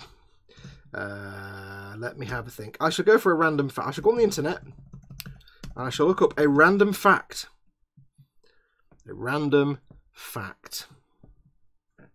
Random fact of the day. Do do do do do. Do do do do do do do. Oh, let's not do that website because it's full of clicky stuff and nonsense. Random facts. Random fact generator. There we go. Let's see what we get. Can it be this hard to get a random fact from somewhere? Yes. Clicking on the yes. Continue to the yes. Press that. Oh God. Surfing the internet on an iPad is terrible because there's no ad blocking or anything. Right. Okay, random fact. Here's a random fact. Let's find another one. That one's a bit rubbish. Okay, here we go. Everybody ready? Again, I'm assuming these are correct. Right, I need to find chat. Where's chat gone? Hang on, I've lost chat now. Yes, chat. Right. Everybody ready? Remember to do all that. Who was offered, but didn't take? Who was offered the lead role in Die Hard? Go. Somebody you wouldn't have expected was offered the lead role in Die Hard. Who was it? Squeegee. Lynn Dipple says Dave. Nim Cinderian says John Paul Jones. James Ramos says 97-year-old Plymouth Cuda. Good choice. The Queen in the Lambury with the candlestick, says Sergeant Bones. I say Shaka when the wars fell. His sails unfurled. Gandhi, Stallone, Widge, John Cena, Mel Gibson, Kelsey Grammer, Tom Hanks, Otto Walker's me mum, says Sergeant Bones. Fox, Ted, Van Damme, Prince, Pierce Brosnan, Mel Gibson, Meryl Streep. Think older. You're all thinking too young. Think older. David Hasselhoff, Richard Gere. Older. You're thinking action hero. You kind of not to need to think action hero. Fox's mum, Sean Connery. Hey, Sean Connery. Ted, too young. Eastwood, Charlton Heston, Bob Marley. Charlie Chaplin, not that old, Dad. I don't think you're going to get this one. I'm going to give you a 10-second countdown. Excuse me, I'm going to clear my throat first.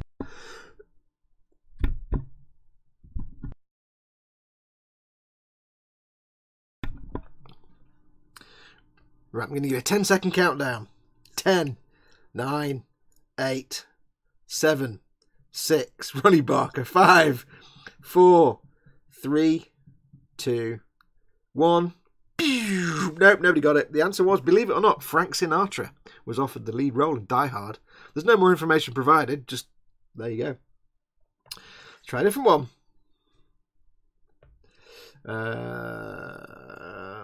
Got to find something that's got an answer other than just yes and no. That's an advert. Oh, brilliant. I can get more facts of the day, but I can just get an advert instead. That's rubbish. Oh, these are all terrible. I can't ask questions based on this.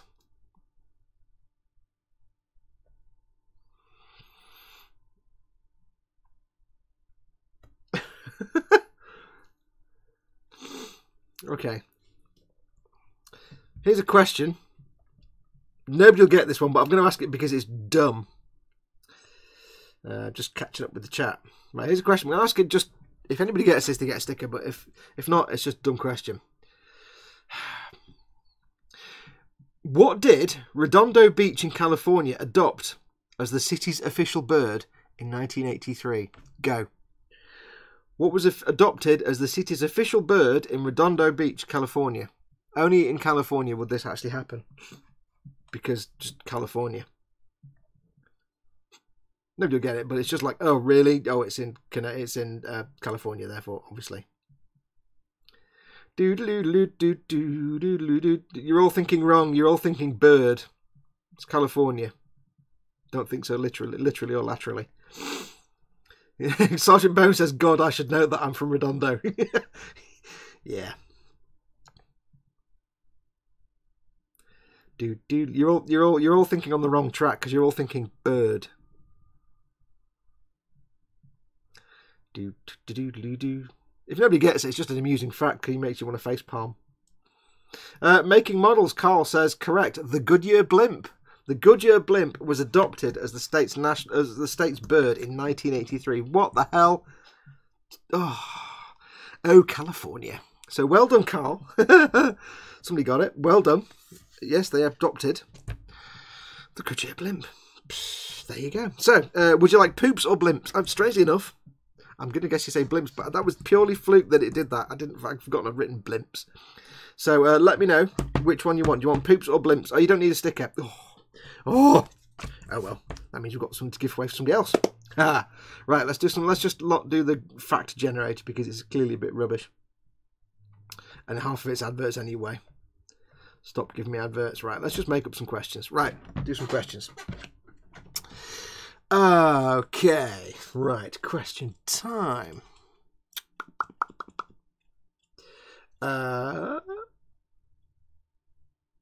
Okay, here we go. Here's a very quick question. Very quick question. It'll be really a case of fastest finger for some of these now. Very quick question. Red Dwarf. Red Dwarf. What was the name of... I'm not looking for the number, just the name. What was the name of the little shuttlecraft? Go. What was the name of the little shuttlecraft? Don't need the number, just the name. Do. Damn it, says Gross Models. Osric 9000, Starbug, straight in, Osric 9000. Do you want poops or blimps? Everybody stare at Osric again.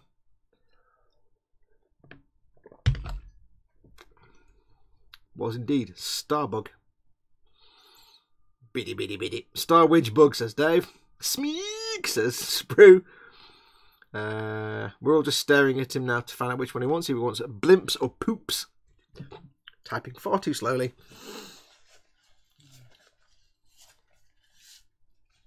Poops, yay. Osric 9000, well done, dude, or dudette. I don't know half of you guys if you're male or female, but it's all fun. Now we just have blimps remaining. Excuse me. Clear my throat.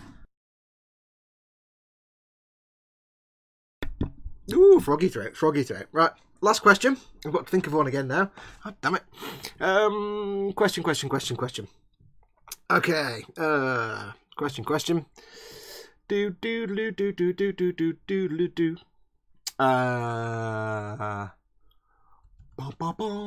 The brand Ammo by Mig. They make paints and weathering products. Ammo by Mig. What is Mig's surname? Go.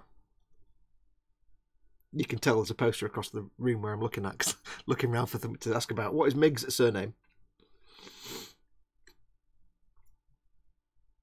Widge? No. Jalapeno? Not quite.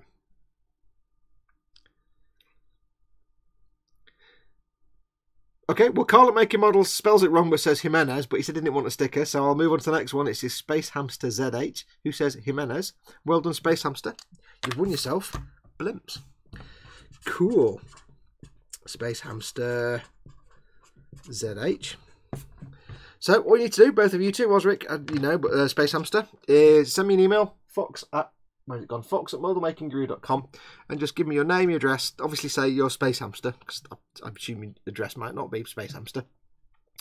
Give me your name and address, and say you've won a Model Making Guru sticker. Now again, as I say, apologies, I've got piles of them building up because I haven't had a chance to get out and post them out yet. Especially, I mean, the stuff I can stick in the post box, I'll just need to get some stamps. But the car's off the road, can't get to the post office, so I can't get stamps. So I will get them all out to you. I know there's like about 6 weeks worth waiting to go out. I will get them out to you, don't panic. But it's just they're piling up at the minute. Anyway, there we go. We're still not doing the We Live giveaways yet. We're not back into the situation where we can do that just yet. Dave says, yeah, I did not win a sticker. I can sleep in the big bed, not on the sofa. I'll send you one anyway, Dave, just for saying that. Lynn Dipple says she's just ordered one of her Holy Grail kits. You have to tell us now. You can't leave it there, Lynn. You have to actually tell us what the kit is.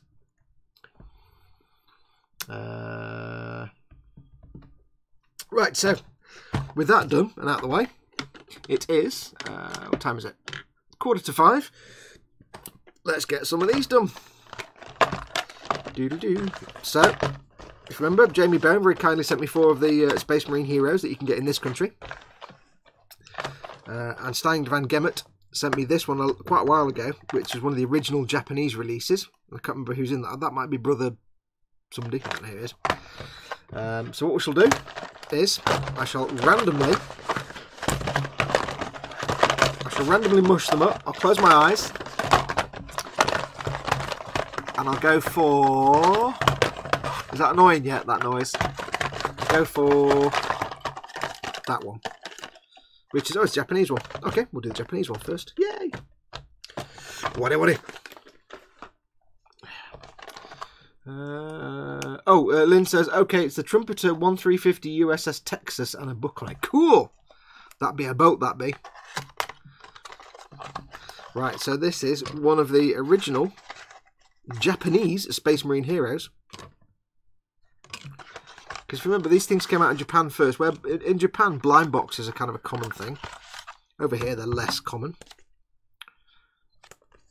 So we have a SpaceMarineHeroes.com card with all the Japanese in the world. These are links to various store websites. There's Warhammer Jinpocho, Warhammer Harajaku, Warhammer in Ikebukuro, and Warhammer in Takadonababa. So 4 or 5 different stores there. Space Marine Heroes, Destructions. I don't actually know which one it is. He is Brother Aethor.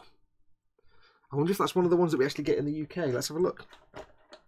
Let's have a look.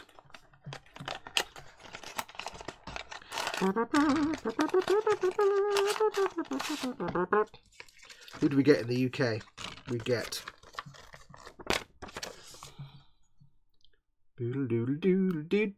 Oh! No! We don't get a Brother Aethor. So we actually get different ones. Interesting. So Brother Aethor is running along with a stabby knife. We actually get different ones in the UK, in the West. Ooh, I didn't know that. So this, the Japanese one, is completely different to the non-Japanese one. Wow. That's cool. I like that. I didn't realise that. David says, no, Fox, he's Asia only. Yeah, he's Asian territories only. Cool. Right, put that to one side. So, shouldn't take long to build these, but we'll get them built up. The problem is, of course, once I've built him, how do I label him as which one he is? What do I do with the card? I've got to then store him somewhere with the card, so I'll have 5 or 6 of them. I've got to mark them under... I'll figure it out. So, still in English, but everything else is in Japanese. In Japan, you got... Wait, they get more. We didn't get that many. In Japan, they got a lot more. They got Brother Sergeant Sevastus, Brother Dolor, Brother Callistus, Brother Remus even, Brother Castor, Brother Titus, Brother Gaian, Brother Vaniel, Brother Garrus, and Brother Aethor. And there's 2 others, Brother Promethor and Brother Toriad. And Brother Captain Thessarius, who we actually get that one. They got more! We get like that many. They get twice as many. God darn it. I don't know. Anyway. Wait, what's going on with the Spas Maroon, says James. We finished the other thing. I finished building on that pretty much. So this is just a bit of a time filler. Jamie Bones sent me all these. I've got 4 of those, which are the UK or Europe versions of the Space Marine Heroes. It's like a blind box. You pull up, you don't know who's in it, which one is in it. And Stein Van Gemmet a long time ago sent me one of the Japanese ones, which was the first ones to come out, the ones in Japan. At first it was Japan only for these, because the Japanese are more than familiar with blind boxes. We're not really familiar with it over here. If you can read Japanese, there's the fact sheet on Brother Aethor. Let me drag it out. There's the fact sheet on Brother Aethor for you. If you can read Japanese, you can pause it there and have a read with your eyes. But let's get this done. I shall read the complicated instructions. Assembling your Space Marines. Running with a stabby knife. In fact, an interesting fact is when I actually went to my local Warhammer store and I took this with me to show him, the manager there, because they hadn't seen them. This is Japan only at the time. And he's like, oh, can I take a picture of that and I'll send it to head office? So he said, yeah, took a picture. I'll send that to head office. There you go. I also had, I've also got a catalogue, the Japanese catalogue as well. I can't remember where it is now, that Stein sent me. He took pictures of that, sent to head office as well. Move that out of the way. I want Space Maroon, says Lynn. Scott, the Puffin Master and I are still trying to get the Sergeant and the Officer, says Dave. Butcher that model. How many have you bought? Is this from the UK one I take, Dave, not the Japanese one? Are these normal Marines or Primaris? They're Primaris Marines. They first came out when they launched the Primaris thing, and they first came out in Japan. Are they Primaris?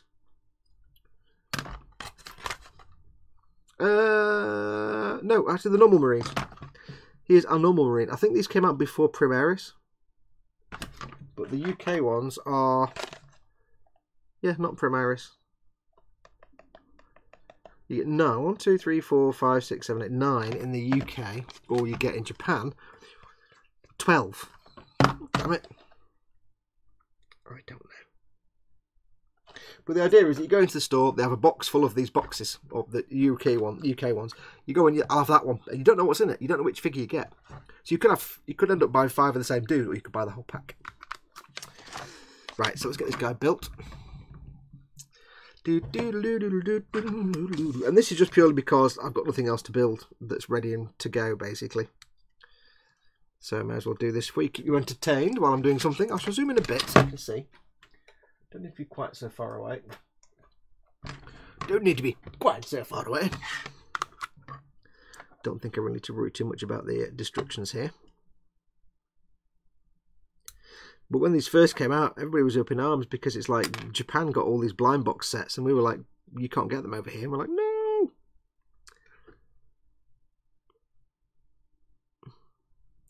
Why are Japan getting things and we can't get it? And it was like, well, because they're trying to make their waves in Japan to get themselves well known.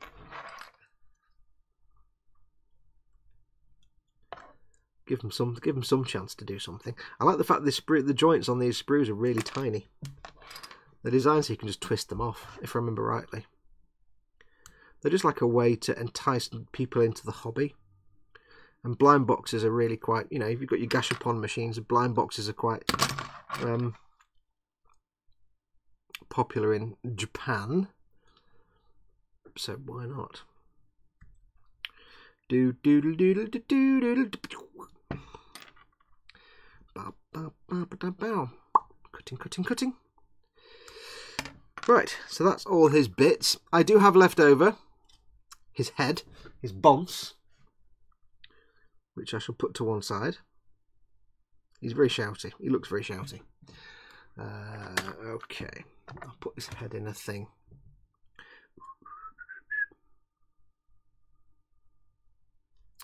There we go. Head can be placed to one side. I like the fact they give you the choice of the masked or helmeted or unhelmeted. That's quite good.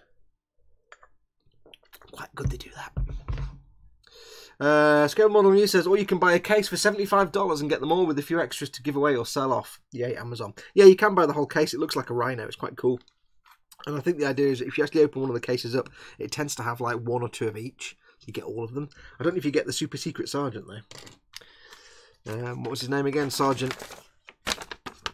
Brother Captain Thasarius. Do. Anyway, let's clean these puppies up and get them builded. It has one full set for sure. Yeah, if I remember rightly, if you buy the set, the box that the store would have, you do get basically all of them, I think. But you may have like 2 or 3 of each.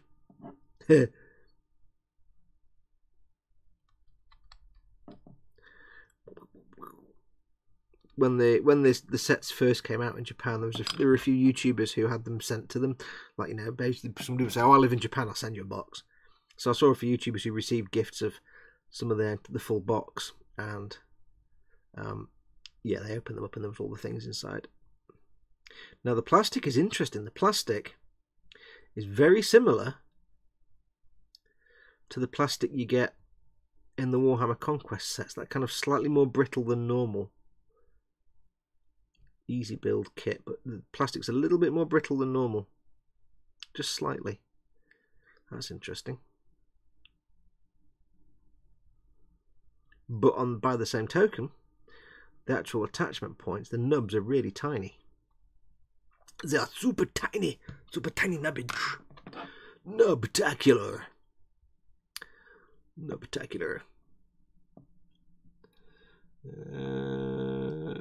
See you, Carl. Take care, mate. You off, Carl? Thanks for coming in, Carl. Thanks, amigo. Take care and speak to you soon. We'll see you soon. Do. Where's the other one? Where's the other nub? Nub. Am I on camera for you? Yes. Nubtacular. I'll quickly get rid of all these and I'll do a proper clean up. Yes, it's very strange. There's the plastic's quite smooth, and it's a little bit sort of rough and frosty. I mean, the plastic's quite brittle, sorry, and it's like rough and frosty, except where there's a nub and you get this little strip of clean, shiny plastic. Very strange. Like it's all been sanded, but that bit hasn't, if that makes sense.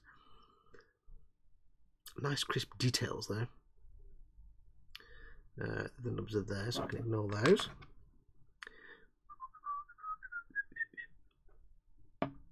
Apparently there are actually quite a few Warhammer shops in Japan. I wonder how popular it is. I know it's got some popularity. They've got a few shop stores, Warhammer stores. I know it has some popularity, but I wonder if it's more just for the model making than the gameplay. I wonder how popular the actual gameplay is. Any of you live in Japan, it'd be interesting for you to enlighten me as to how big Warhammers is, how big the Warhamsters be in the Japans.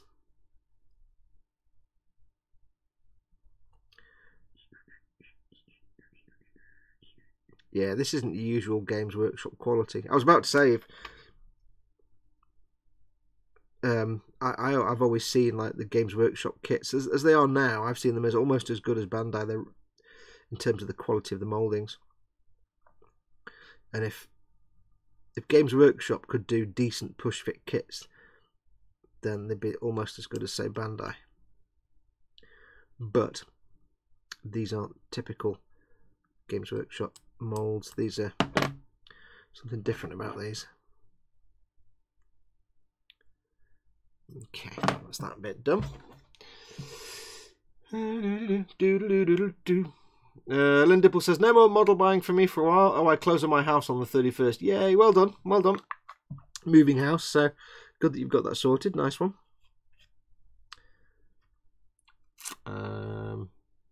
More space for stash, I hope, Lynn. says Muse. They are mass produced by the thousands, so quality isn't going to be there. Foxy says scale model movies. All Games Workshop stuff's mass produced by the thousands, but the difference is that the Games Workshop stuff is actually made in Nottingham, in the headquarters. So anything I go into any Games Workshop store, it's made in the same place. I don't think these, in the same way that the Warhammer Conquest stuff isn't made in Nottingham, I don't think these are made there either. These are made elsewhere.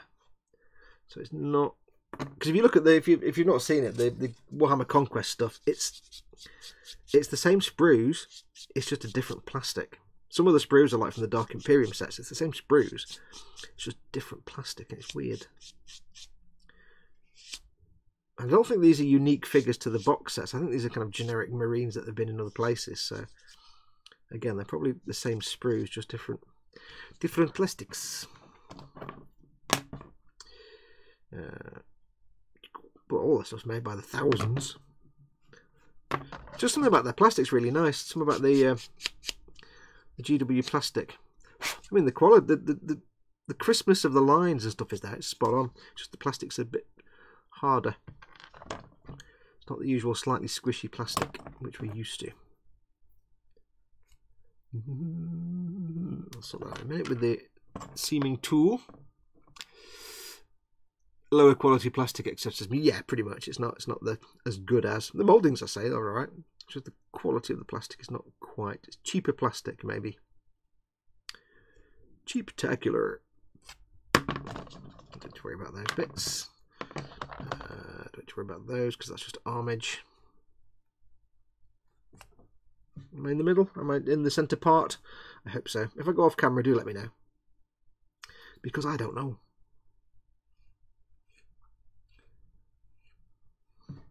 Get that with the file, might be easier.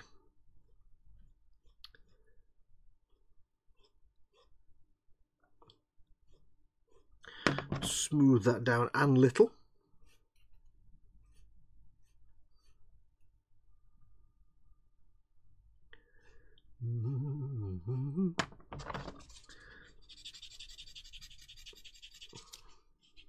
Can't talk, standing.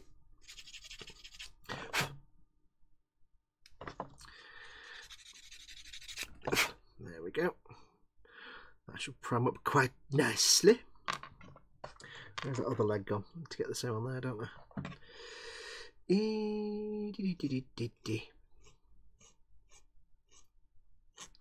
I'm getting quite happy with the sanding with a file nowadays.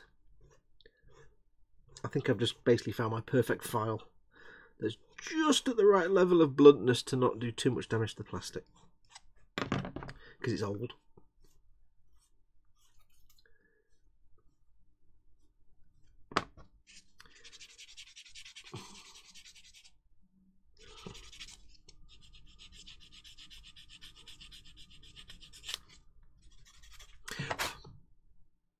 Almost, but not quite.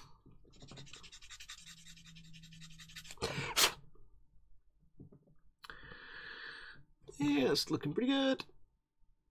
That'll do nicely, thank you very much.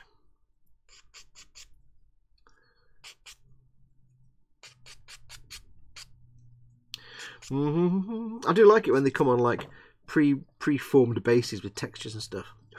I think it's much nicer than just the bog standard black bases you get. Right, so there's my seam line removal tool. What's chat doing?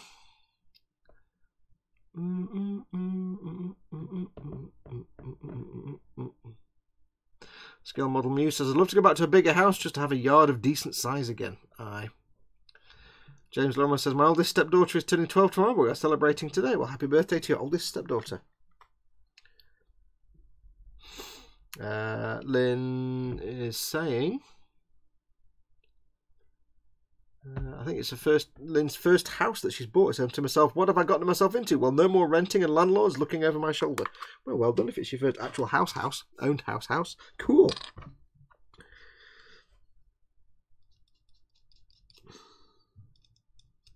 Yeah, there are some different textures on these plastics. You can see some of it's shiny and some of it's like matte.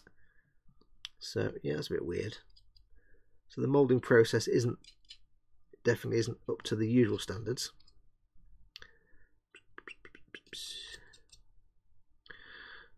But it's still good. So we can find any seam lines to get rid of. Can't see too many, to be honest. Okay, that's not bad. Seam line kind of hidden under things. I find that most acceptable. Where is it? Ooh, big scrapey scraper. I'm going to sort that out. That's not good.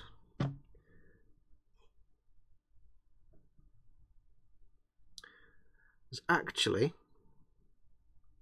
what looks like scrapes in the plastic, but it's not. It's actually, it looks like flow marks and like different flow lines in the plastic that have kind of made it slightly uneven. That's weird. I've never seen that before. So it looks like there's little tiny cracks in the surface, but there probably aren't. It's just where the plastic's flowed and it's got that weird varied texture. How very strange. Never seen that before.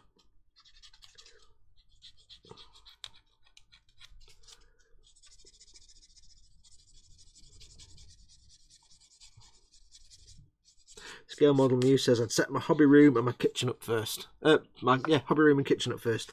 Yeah, kitchen would be first for me. Always. That's pretty good.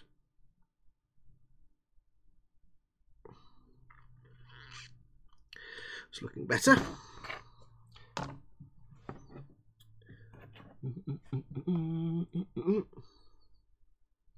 Seam line kind of 2/3 of the way around the leg. That's really weird. Odd place to put your mould line. Not down the middle, kind of there around the edge. Weird. You're doing it wrong.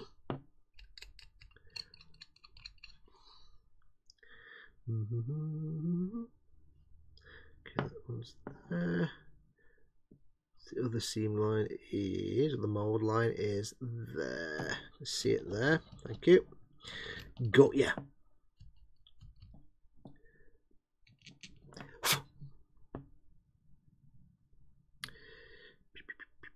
I have to say, whenever I see the back of a Space Marine's legs like that, I can't help but think of like a Protectron from Fallout.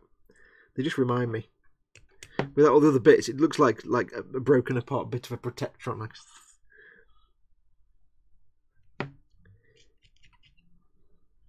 do do do do do do do do do do do.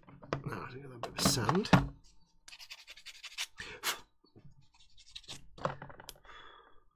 Hopefully there's a great big seam line right down the middle of the ribbed undersuit. Get my scribing tool and carefully try and reduce that a bit.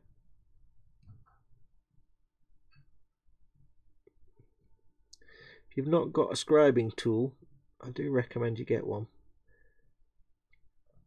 I use mine. I don't get a lot of use out of it. I don't really use it for rescribing panel lines because I don't build a lot of aircraft and stuff, but they don't half come in handy when you've got things like a mould line that goes round through something that's like ribbed like the inside of this suit. Or like, you know, some kind of like, say, engine intake and it's all kind of ribbed or something and there's a seam line or a mould line down the middle. It just makes it a little easier to get rid of it. Almost. Now, I might think this is a bit extreme for such a little tiny figure. But you know what? It was given to me as a gift. It's kind of rare over here. And I don't know. It might well be that this figure is just one you can't get over here at all. So there might only be a handful of these in the UK. I don't know. So I'm not going to rush it and half-ass it. I think that's that one. That one didn't have any issues. So I'm going to treat it with a bit of TLC. And the other ones that Jamie sent me, they're special as well. So I'm going to treat them with some TLC. Make them as well as I can. Make a good... Oh, I've got that nub. Make a good figure. Because they were gifts, and therefore I'll make them very carefully. There we go. Right. Mould line.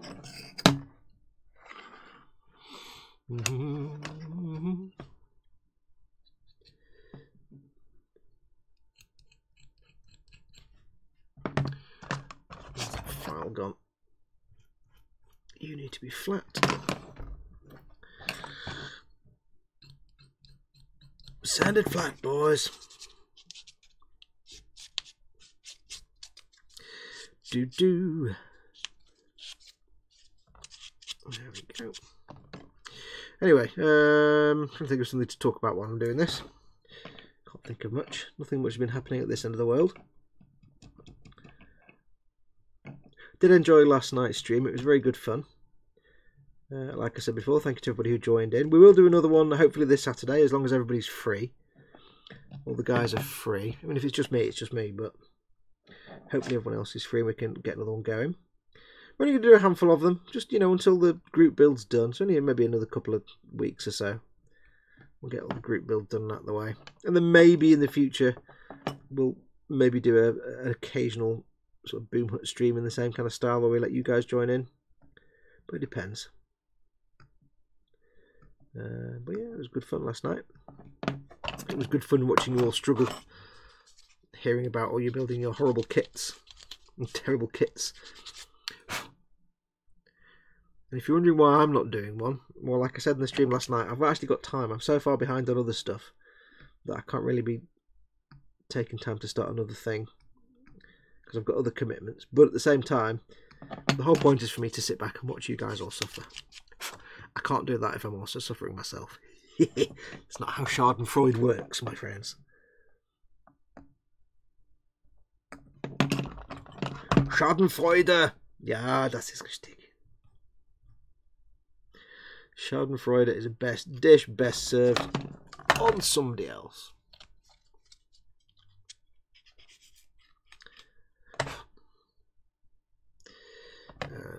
Let's see. Ooh, there's a bit need to sand there. A little bit of sandy required.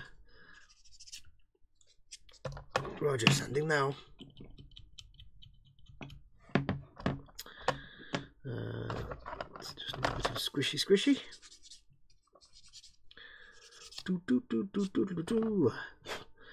Hoping for a big fat seam line. Yep, there is a seam line and it is big and fat.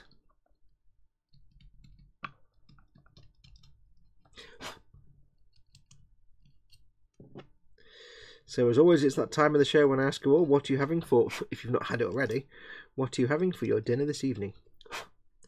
I think we are having the fish fingers, because I'm a child and I like fish fingers. So it'll be fish fingers and lots of bread and butter for me for tea tonight, so I can make fish finger butties, because why not?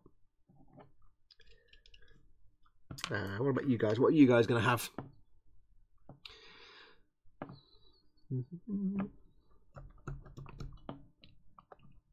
Is it all just seam lines on here?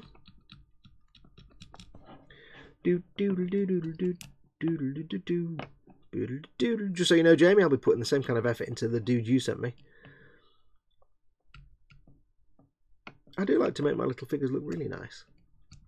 Even when I'm building like just random ones to play on a tabletop, I'll still make the effort, make them look good. I don't like to half-ass anything, me. Unless I absolutely have to.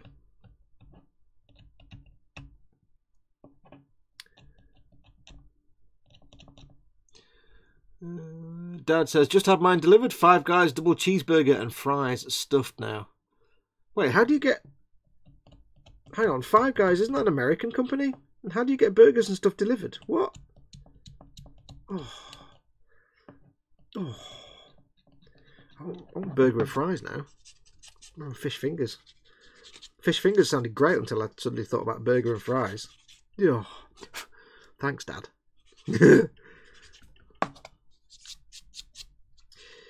That's that there. Now there is a seam line down in that little recess, which I can't quite get to. See if my little scribing tool can get in there. Might not be able to. Might have to use a knife blade maybe. No, it's not quite fine enough for an scribing tool.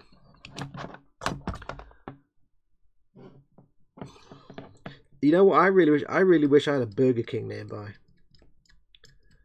I think I've said this before, but there's no Burger King near to me. The nearest one is like, you know, half an hour, 45-minute drive away. And seriously, screw that. I'm not driving for half an hour from Burger King. Or for any food. But I do love Burger King.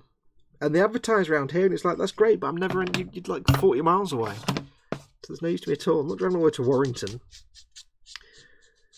But you don't do deliveries, and it's just not fair. Sometimes I really want a Burger King, and I've got no access to Burger King. It's not right.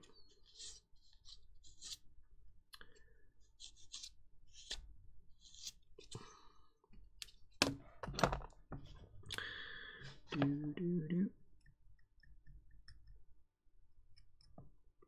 get rid of this little seam line. You don't have to go to all this effort to clean up these models, but I just like to make the effort. I try and like to make my stuff look as good as I can. It's probably why it takes so long to do anything.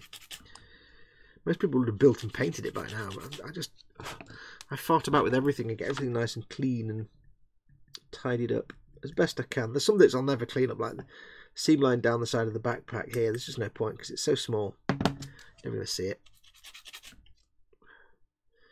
I need to drill out the barrel on that bolt pistol. I shall do that now. Wondering what quality the plastic quality is going to do. 5 Guys put Burger King to shame, though cost more, says Dad. Damn it, I want Burger King. I don't know what 5 Guys taste like, but now I need to try it. I found 12 bucks in my front yard, says James Lorimer. Cool! Spend it all at once. Burger King is gross, says Scale Model Muse. No, McDonald's is gross. Burger King's awesome. Right, so we're going to use the Games Workshop. Oh, I need to put those in there, don't I? Put those bits in there out of the way, so they're safe. We're going to use the Games Workshop drilly tool again, but we're going to use the Games Workshop bits because they are actually designed to be the right size, theoretically, for things like bolter barrels.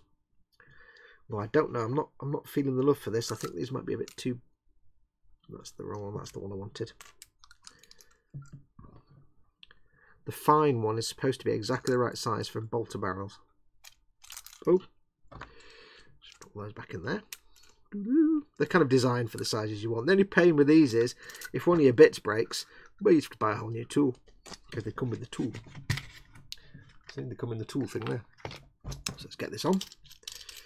Do. It's all the same junk, Foxy. No! I was genetically engineered to appreciate old crap food.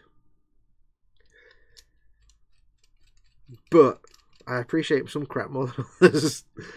Like McDonald's, I'll eat McDonald's, don't get me wrong. I'll happily have, like, you know, McDonald's for tea, but if I had the choice of McDonald's or Burger King, I'd always take Burger King over McDonald's. The fries are nicer, the burgers are nicer. This is where I might stab myself, just so you know.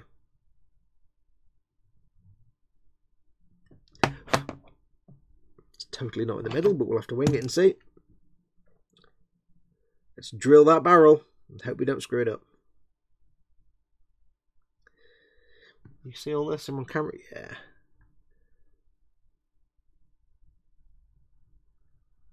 Drilling the barrels is great fun when it works. When it doesn't work and it goes off the centre like that, that's when it becomes a bit of a pain in the bum. But there's always a way to fix these things. There's always a way.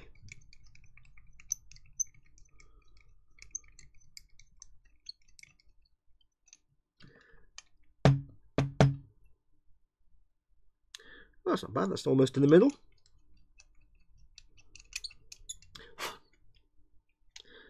And do the side bit here. On the muzzle brake, if I assume that's what it is. Don't really know how bolter barrels work. I assume it's a muzzle brake of some sort. There we go. Beautiful, beautiful. There you go. Now it's not quite centered. If you're new at drilling barrels, it's not quite centered. That's fine. All I do then is I go in and I widen it on the other side, so it roughly makes it centered. Might not still be perfectly round, but to the naked eye at that scale it's more or less perfectly centered, and your eye is tricked into believing it's a proper barrel. So if you're not used to drilling barrels, don't be nervous about it. Squidgy. Just try and go as best you can, get it in the middle. And if it goes off kilter a bit, just carry on. As long as you don't go through the side of the barrel, just carry on. And when you're finished, fudge it with your modelling knife.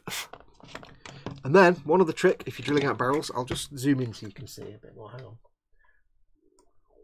So, there you go. It's kind of in the middle now. It wasn't. It was a bit off to the side, so I just went around the side with the knife. Once you've done all that, if your barrel looks a little rough like that, take yourself your tomato extra thin and just go over the barrel like that. And all that will do is it will melt the plastic a little bit and smooth it nicely, because there's only so much sanding you can do on those. You'll always get little fluffy bits where you've drilled it. Doesn't matter, because once you've done that, a little bit of glue through that bit as well. Yep.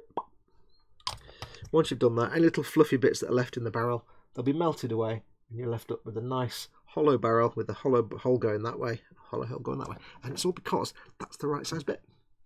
So if you are making a lot of Warhammer figures and you haven't got one of these, it's not cheap. You can buy a lot cheaper pin vise from anywhere else you want, you know, model shop, tool shop. But I have found, bearing in mind I'm not sponsored by Games Workshop or anything like that, don't make money off them, but I'll always go for the easiest path of least resistance. I have found that this one is much more comfortable and easier for me to use than my generic one. This is my, let me zoom out and I'll show you. Hang on. This is my generic one. I've had it for years. This is my Games Workshop one. It's expensive. The big difference is that, because this one I hold it like that and I can spin it round. Very occasionally that bit comes off, but it doesn't matter. There is actually, it's a bit of a mislead. It looks like you can store things in there, and you can, but not drill bits because they're too long. But that is more comfortable. That rotates, and I can do that, and I can drill. As long as the day is long, I can drill, no problem. This thing, it works fine, but what I do is if I'm drilling, so I'm drilling something here, what I find is as I'm drilling away, this end starts to come off. So I'm drilling that bit, for example, I'll be working away, drilling something, and invariably one of the ends is going to come off. And when it does, it's a real pain in the bum. And I also find that this, on my hand, after a few minutes, if you're doing a lot of drilling, a few minutes of drilling, your hand is red raw here, because that is not soft and delicate. That's nice and soft on your hand. It's not, that's not scrapey. Or you can, you take that off so it doesn't keep, because that keeps coming off all the time. So then you're trying to drill with that on your hand, and that's even worse. So I actually find this is alright. You can buy cheap drill bits with different sizes. but that one has a bit that comes with it. It's just exactly the right size. So, yeah, it's more fun to use, more comfortable to use. In fact, like I always say, the only two tools I recommend that Games Workshop do are the drill bit and that. The other tools they do, use whatever generic tools you've got. But the drill bit and that, the seam removal tool, absolutely recommend them. Absolutely recommend them. So that's that drilled out. That's looking a bit spanky there. So it's a little bit spanky. And there we go. Kaplunk. What have we got now? We've got this bit here. What time are we on? 5:26. That's not bad. This bit here. We've got another arm gefahren to clean up. Are we on camera? Yes, we zoom in again. You can see. There we go. I know the picture quality isn't great when you zoom in, but welcome to digital cameras. Digital zoom. Never a good idea. I can move the camera closer, but then my head needs to be here, so you wouldn't see me do anything, because I couldn't do anything. That's there. No obvious nubbage. I do like the fact that the mould line invariably goes right over the knuckles, which is where there's actually a separation between the knuckles and the armour plate anyway. There's like a piece of armour, so you don't actually have to trim the knuckles away and get rid of the mould line, because it just looks like a separation in the armour plate, which is kind of handy. Kind of handy. Chris says, off to sort food. I'll be doing my Taurox at 8. Yes, I will give you a shout out, don't worry. Thanks for coming in though, dude. For those that don't know, Chris, Gross Models, your mod in chat, one of your mods, he does a Warhammer stream at 8 PM after me. I finish my stream at 6ish. He starts his and I go and have my dinner. He has his dinner and then he starts his at 8. And he's working on... he doesn't play Warhammer at all. He's actually got no interest in Warhammer whatsoever, but he's got a few kits to build. So he likes to work on his war hamsters. So when this stream's finished, go and have your tea and then do pop along and watch Chris's stream. I try and watch each week. I don't always get a chance because usually I'm in the middle of having my tea. So yeah, I don't always get a chance to watch, but he's having good fun with his Taurox. He's painting it bright orange. It's interesting. It's all the same people hanging in the chat, so just more chance to hang out.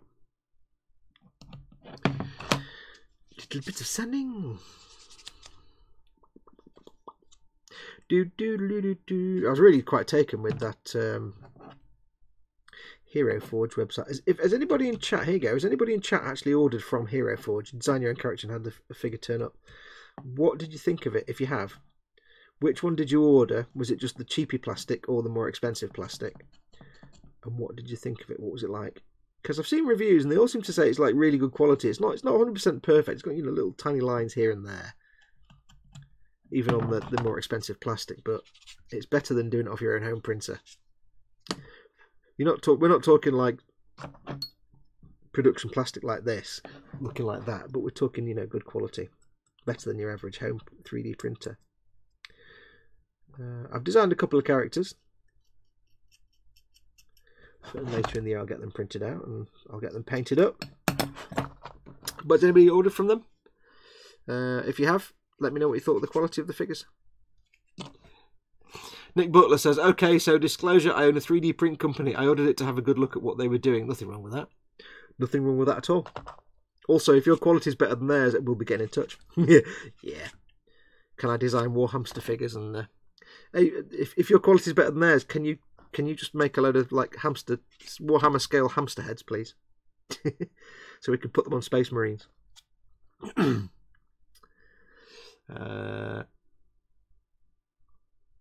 The quality is very, very much impressive, says Nick. Cool. Because the only other 3D figure I've had is the little 1/24 scale 3D figure of me that I had done, which is here. For those who haven't seen it, it's also covered in it's a hearty layer of dust. I had a 3D figure of me printed out, taken off a scan. It was me scanned. It's got quite a good layer of dust on it, and that's 1/24 scale, so it's bigger than Warhammer. But that was pretty good. But that's taken off an actual scan of me, and then they print it out, and it's not. It's a bit muddy. It's not fantastic. but it's all right. I had a full beard when they did it, so my face looks a bit fatter. It's all right. It's designed for, it's a company that does like model railways and stuff. So I should put that back. That's my only experience so far of 3D printed figures. Other than the ones that people that I know have printed on their home machines, but they're invariably not that great quality. They're all rough and ready and not brilliant. So I'll be saving up my pennies, and then I'll get some ordered later in the year. Do a little review video. And of course, I've done a figure of me and a figure of an animal character. Of course, I have. I've done an animal character. Okay, right. So there we go. That's the head done. I reckon I've got just enough time to get him slapped together before we call it quits. And the resin SL print process is excellent, says Nick. That you would not be doing them on any kind of the usual. Well, let's start again. You would not be doing. Oh, wow, words. He says yes, the quality is good. Their resin SL print is excellent, but you would not be doing them on any of the usual filament deposit based printers. The resin UV process pulling out of the liquid is what they are doing, and it's a very expensive kit to do it. Yeah, they do the thing where they print it and it comes out of the solution rather than printing it from a filament. You can, when you order through them, you can either download the pattern and print it yourself, and it's like $10, or you can get them to print it in basic plastic, which I think is about $20. They can print it in a more detailed, higher end plastic, which is about $30. They can also do it in bronze, which is their most detailed option, and that's like $100. And there's also like a steel option, but it's really low quality detail, but it's tougher steel, obviously. So I'd be looking at the plastic, the £30, which is about what, 25 quid, 20 quid. Filament printing is the 8-pin dot matrix of the 3D world, says Adster. Yeah. Things one day, 3D printing domestic will just get there. It'll suddenly go ping, quality will be kick-ass, and it'll arrive, and it'll be awesome. But I think it's only, it'll take time. But right now, it's not there at all. It's got a ways to go. I'm just ignoring the instructions here, aren't I? I should not really ignore the instructions. I'm assuming I'm not going to seal any gaps. Like a very slim Space Marine. Then again, I'm used to the Primaris, so I've not built an old Space Marine for quite a while.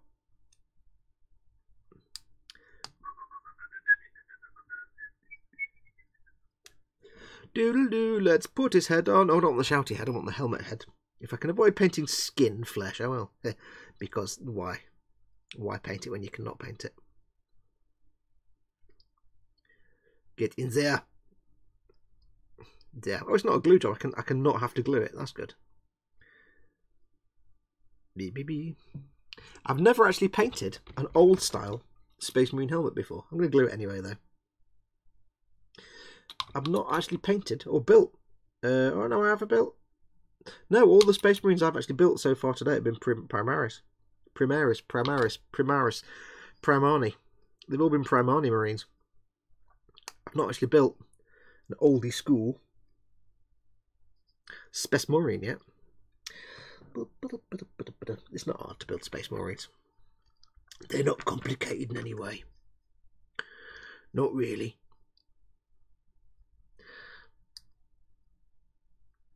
In fact, I could just leave his arms not glued on, and then if I need to later on, I can make painting easier for myself.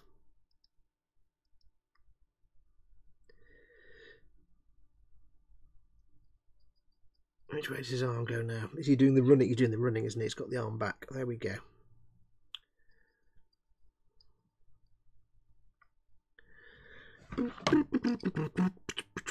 How tight is the backpack?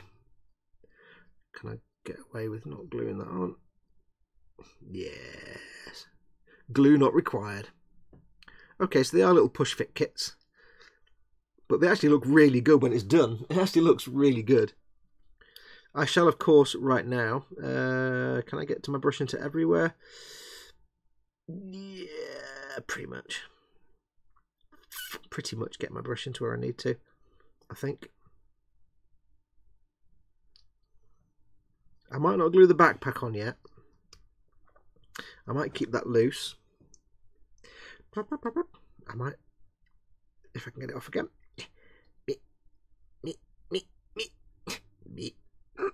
Come on now. Come on, lads. Come on, lads. There you go. I might leave that off and widen the hole a little bit, just so that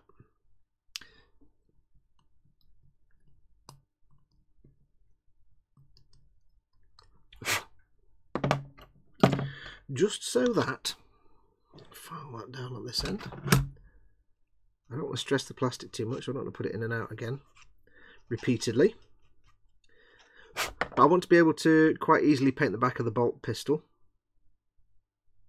So if I loosely put that on, I can get it all painted separately, and then when it's all painted up, just glue it in place. Because I can probably get around the back of there anyway and paint the bolt pistol, but why make more life hard when I can much easier paint it like that and then stick it on. Stick it on! Let's reinforce this a little bit with the gluings.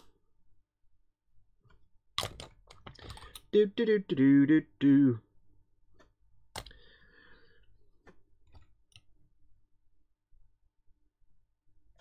I shall glue the arms into place. Roger, gluing now. Take the backpack off so I can get around the back. Off you come, lads. There you go. Lovely, lovely. It's purely just for reinforcement or anything else, I think, this. Gluing these in.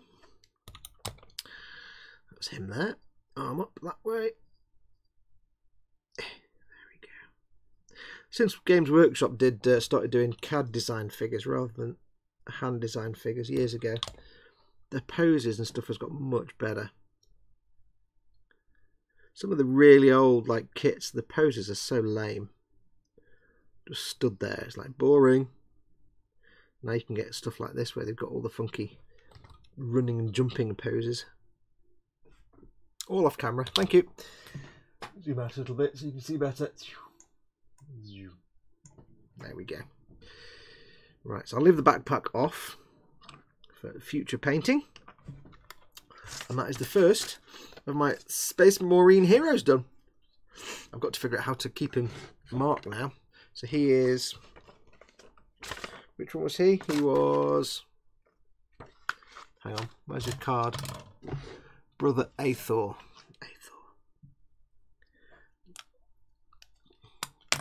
Athor.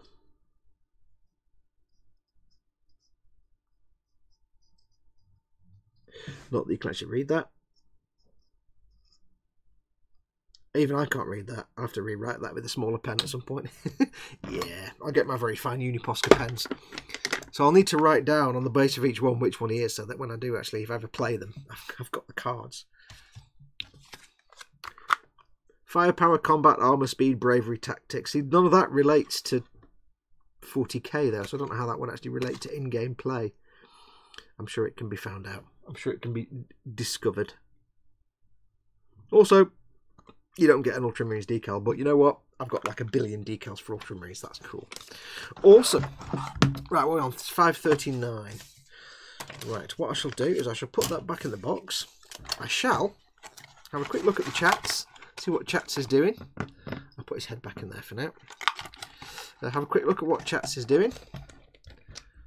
And then I think we'll be done for today. People sending me emails. Okay, right, so first of all, let's rig at the coffees. But that's crying. So, Stein Van Gebbert, thank you very much for this particular figure. Lovely, lovely. I shall put him to one side and get him pasted up. I'll keep them separate to all my other Space Marines. I've got, the only ones I've got separate, I've got this guy who was given to me, I think when Primaris Marines first came out, given to me by my store manager. And I've somewhere got my, where is he? I don't know where it is, but somewhere, I think it's in a box, I've got the 500 store figure that came out last year, which was only sold for one day. I think it was only sold in store for the release of the figure. So I've got these. I can't remember. I think that was when the Primaris first came out. I think that one is. So I'll keep all these separate as like one, you know, special dudes. Anyway, what is chat doing? Fox, where are I? Proves to have a box you can buy now, which might do the trick. I shall let you know how that goes when I get my kit in, says Nick Butler. Uh-oh, dead stream. Oh no, are we back? Are we still live? Nothing at this end saying it's gone dead. If you don't see the stream, click refresh. Nim, you missed Fox ordering a pizza for everybody. Dope, yeah, we've eaten them all now. Fox, you better save me some. You're asking me to save food or even there's a word that I don't understand, right? I'll write. I can't say it, but I can write it down for you. Where's my Canada pen that Paul Di Tommaso sent me? Canada pen. Was it Paul? I think it was. And it's this word. I don't know what this word means. Hang on. Let's not write on that. Let's write on something you can see. Big piece of paper. Anyone? Write it on there. It's this word. I don't know what this word means when it comes to food. What does that word mean? I don't know what it means. I don't think I know what that word means at all. Just full stop. So yeah, asking me for food. All my friends who've got dogs or who've had dogs over the years, it's quite funny because they all learn really quickly. What happens is you'll go around to one of my friends' house, and maybe they've got a dog. Any of my friends that's got a dog, and you'll have your tea, for example. You'll say you're having some food, and the dog will sit in front of you and beg, or it'll sit in front of its owner and beg, or it'll sit in front of everybody else in the room except me, because all my friends' dogs learn very quickly that there's no way in hell they're getting any food out of me, and they just go, "Yeah, we're not going to ask you because there's no point." He didn't send me a pen. Who sent me the pen? Who sent me the Canadian diary? I forgot now. I haven't written a name on it. Whoever sent me that, I've forgotten who it was now. My apologies. You'll normally write names on things of who sent me what because I'm rubbish with names. But I don't want to write on that because it'll ruin it. Whoever sent me the Canadian diary. Let's have a look. Update on the meat provost. After the 6th layer of paint, I now have a vaguely red colour model. No panel lines though. None whatsoever, says Nick. We now have meat jelly jet. I don't know how you done it because Dave Barker made it and he didn't have like 35. I might have primed it, I suppose. I don't know because I'm sure he did it as a beginner kit and just used the crappy brush and didn't prime it. I don't know how Dave managed to do it. I think it's because you started with thinning the paints. You tried to do it properly and that's where it went wrong. I don't know. What else in chat am I missing? Anything else? Has anybody got any questions or anything else before we call it quits today? Anything else you want to talk about or address before we go our merry way? Nim Cinderin says, I'm hungry still. I'm starving now. As soon as this is finished, I'm going downstairs, I'm getting all the fish fingers in the world, and I'm making the enormous fish finger butties. Fish finger butties. It's northern, it's correct. It's the right way to do it. Let's get rid of this sprue. Don't need to keep this. I'm trying to think if there's anything else. I am hopefully, I'll do updates while we're waiting. So I've not got much left to do on this guy for the Warhammer Conquest. So as soon as he's done, that's the episode finished. I'll get it edited and uploaded. So that should be up in the next few days. If you've noticed, by the way, oh, excuse me, I did make an update to the Patreon rewards on my Patreon page because one of my patrons pointed out they were actually incorrect. On the rewards for my patrons, it does say that you get content a week early access content, ad-free, and that is true, but there are certain exceptions. Just in case anybody watching who is a patron supporter, I wanted to clarify it because unfortunately the patron thought he wasn't getting what he was paying for and he did leave, and it's a bit sad. But it was my own fault because it was actually my fault that I hadn't updated the descriptions correctly and they weren't correct. So yeah, you do get, if you're a patron, at certain pledges, you do get my video content a week early before everybody else gets it, and you get it advertisement free for a week.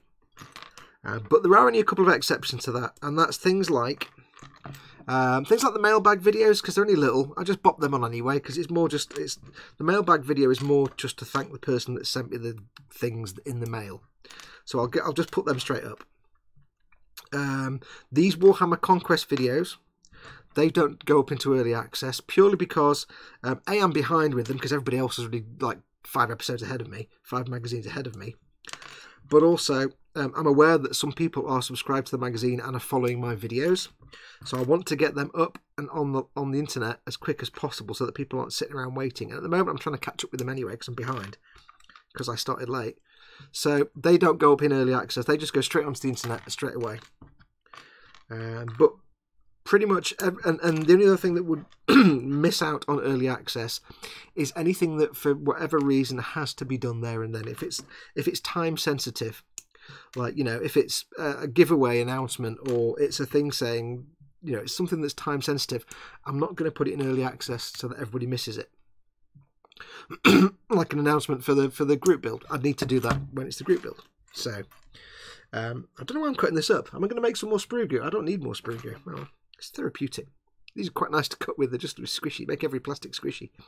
So just to clarify for patrons, in case you're not sure, there are some things that don't go into early access, and it just happens that over the last couple of months, what has been going up hasn't been stuff that would go into early access. So it seems like you've not been getting your fair share of early access content. It's just that it's been mostly this, which doesn't go into early access because it's kind of time sensitive, and some other sort of smaller videos that aren't worth putting into early access. But the U-boat build, which will be starting as soon as this is finished, this will go up on the lines, not into early access. This will be done in the next couple of days. As soon as that's done, that'll go up. Then as soon as that's finished, I need to do a start on my little chibi U-boat. That will go into early access because that's an e-models video. So patrons will get access to that a week in advance, ad-free. And then when I do the... once the U-boat is finished, the next project then is the Master Grade Sazabi Verkar. Now that is a Patreon reward build.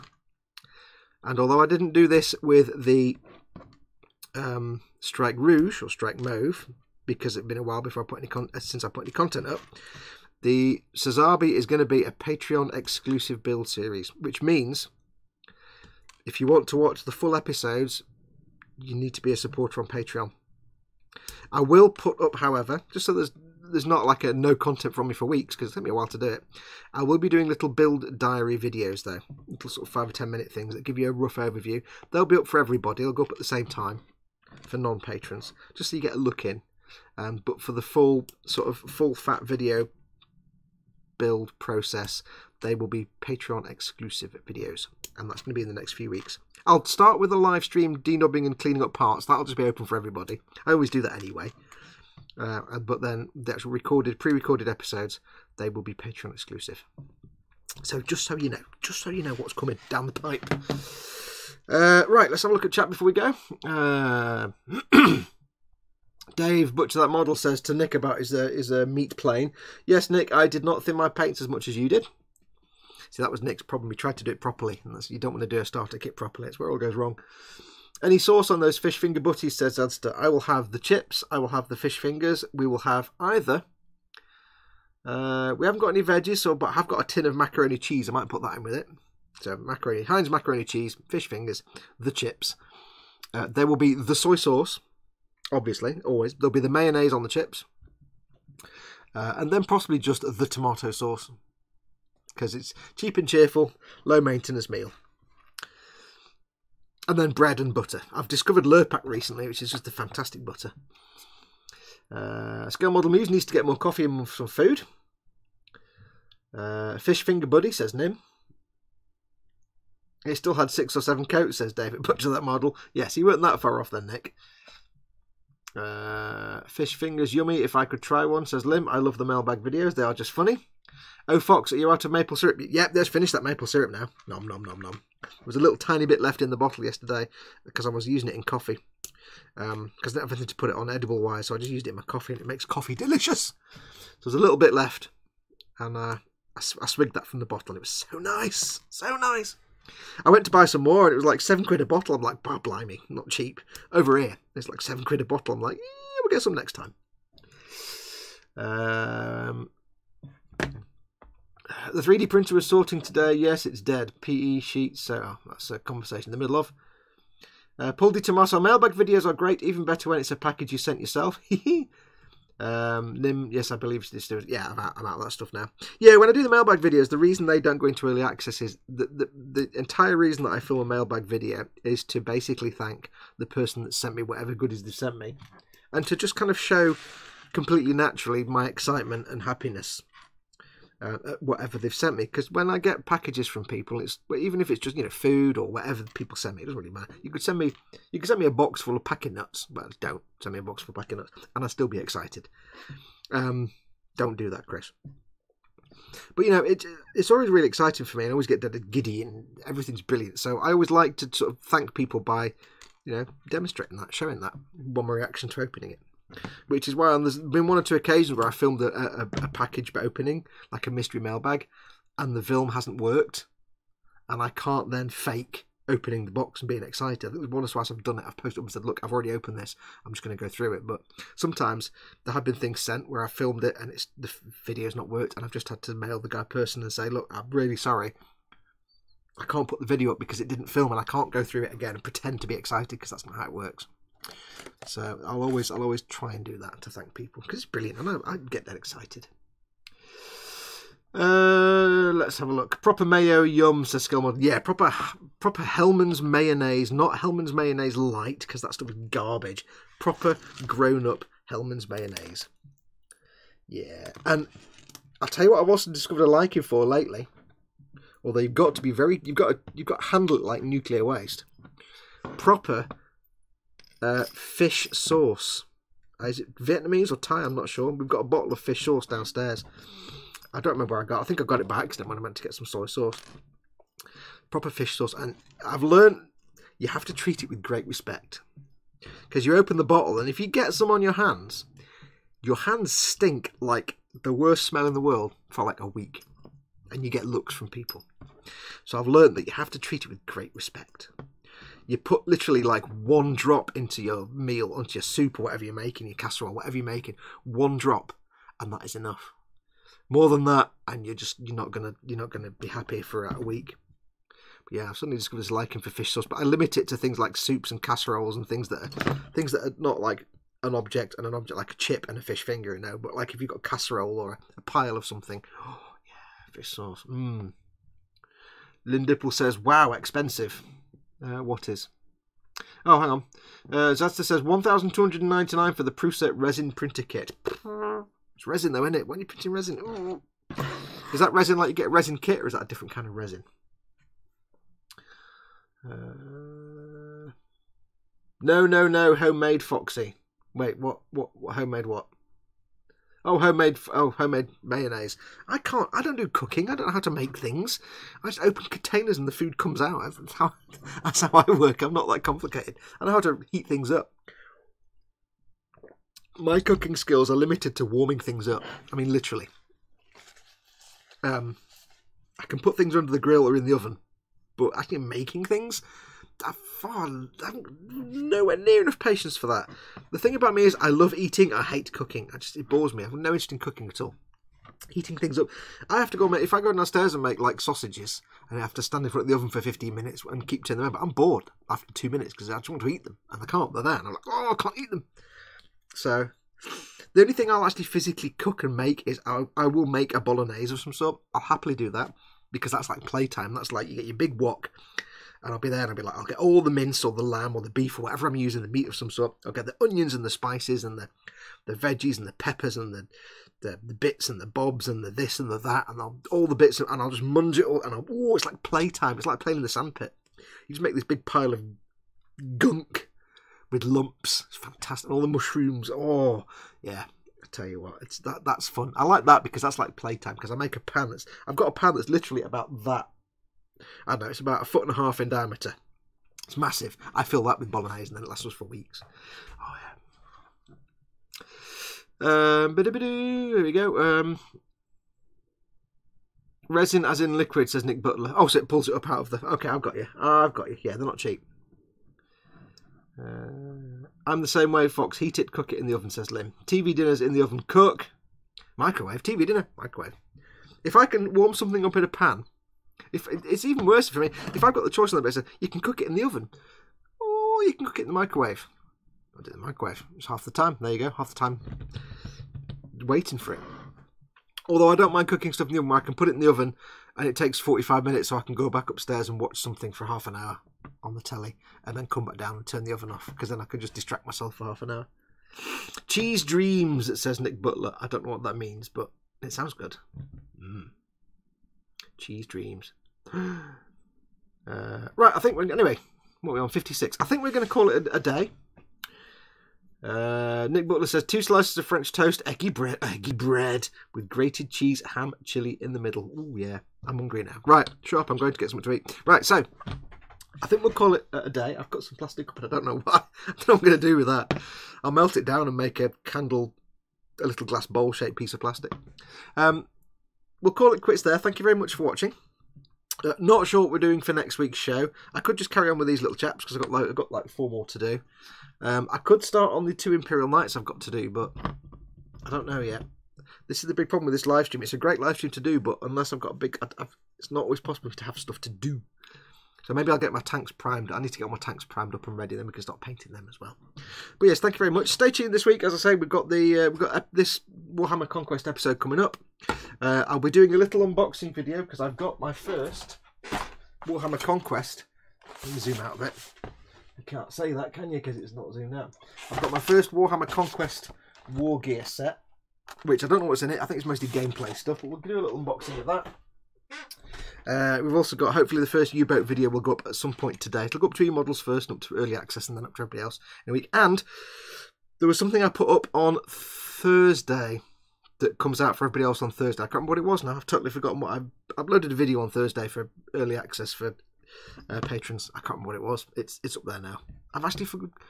Anybody in the chat and Patreon, what did I upload on Thursday? I can't remember what I did. Wow. Can somebody tell me in chat what I uploaded to Patreon? Oh, you're not coming in? You're going to be working on Sundays, Lynn? Oh, well, you can watch them non-live, but we'll miss you in the chat. Anyway, yes, so don't forget, of course, thank you to everyone who's been watching in the chat. If you're watching this non-live, thank you very much for watching. Don't forget, of course, if you want to help support this channel, I count on my patrons for my living, pay my bills, for my income. You're more than welcome to. You can on patreon.com/modelmakingguru. You can support me from $1 onwards. Whatever you would like to contribute, that's absolutely fine. It's all awesome. If you're not able to do that, don't worry. If you want to, just make sure you subscribe to this channel, click the notification bell, and if when you do watch my videos, just let the advert at the start run. I get a little tiny bit of income that way. And last of all, don't forget, underneath all of my videos, down there in the description, there's a big long list of bits and bobs you can pick up from Amazon and my Amazon affiliate store. If you need to pick something up from Amazon, I need to get some glue or some paint. Before you go onto Amazon and order it, just go into my little affiliate store and see if it's already something that's in there. And if it is, use that link, because if you use that link and order something, I get a little tiny bit of income off that as well. So yeah, anyway, that's going to do us. Thank you very much to everyone who's been in chat today and hanging out. Lynn, we will miss you while you're working. Oh, until next time in March. We'll see you soon. And good luck with the new house.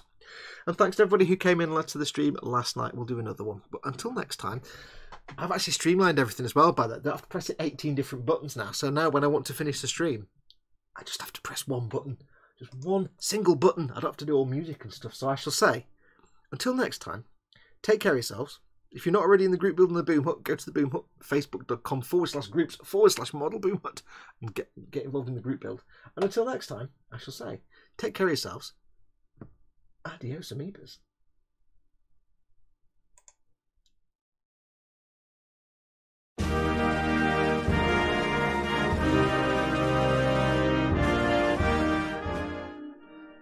Wait, that totally didn't work because the sound didn't kick in straight away. Damn it. My sound card turns off after like 20 minutes of not being used. Darn. I need to figure out a way around that. Oh, bye.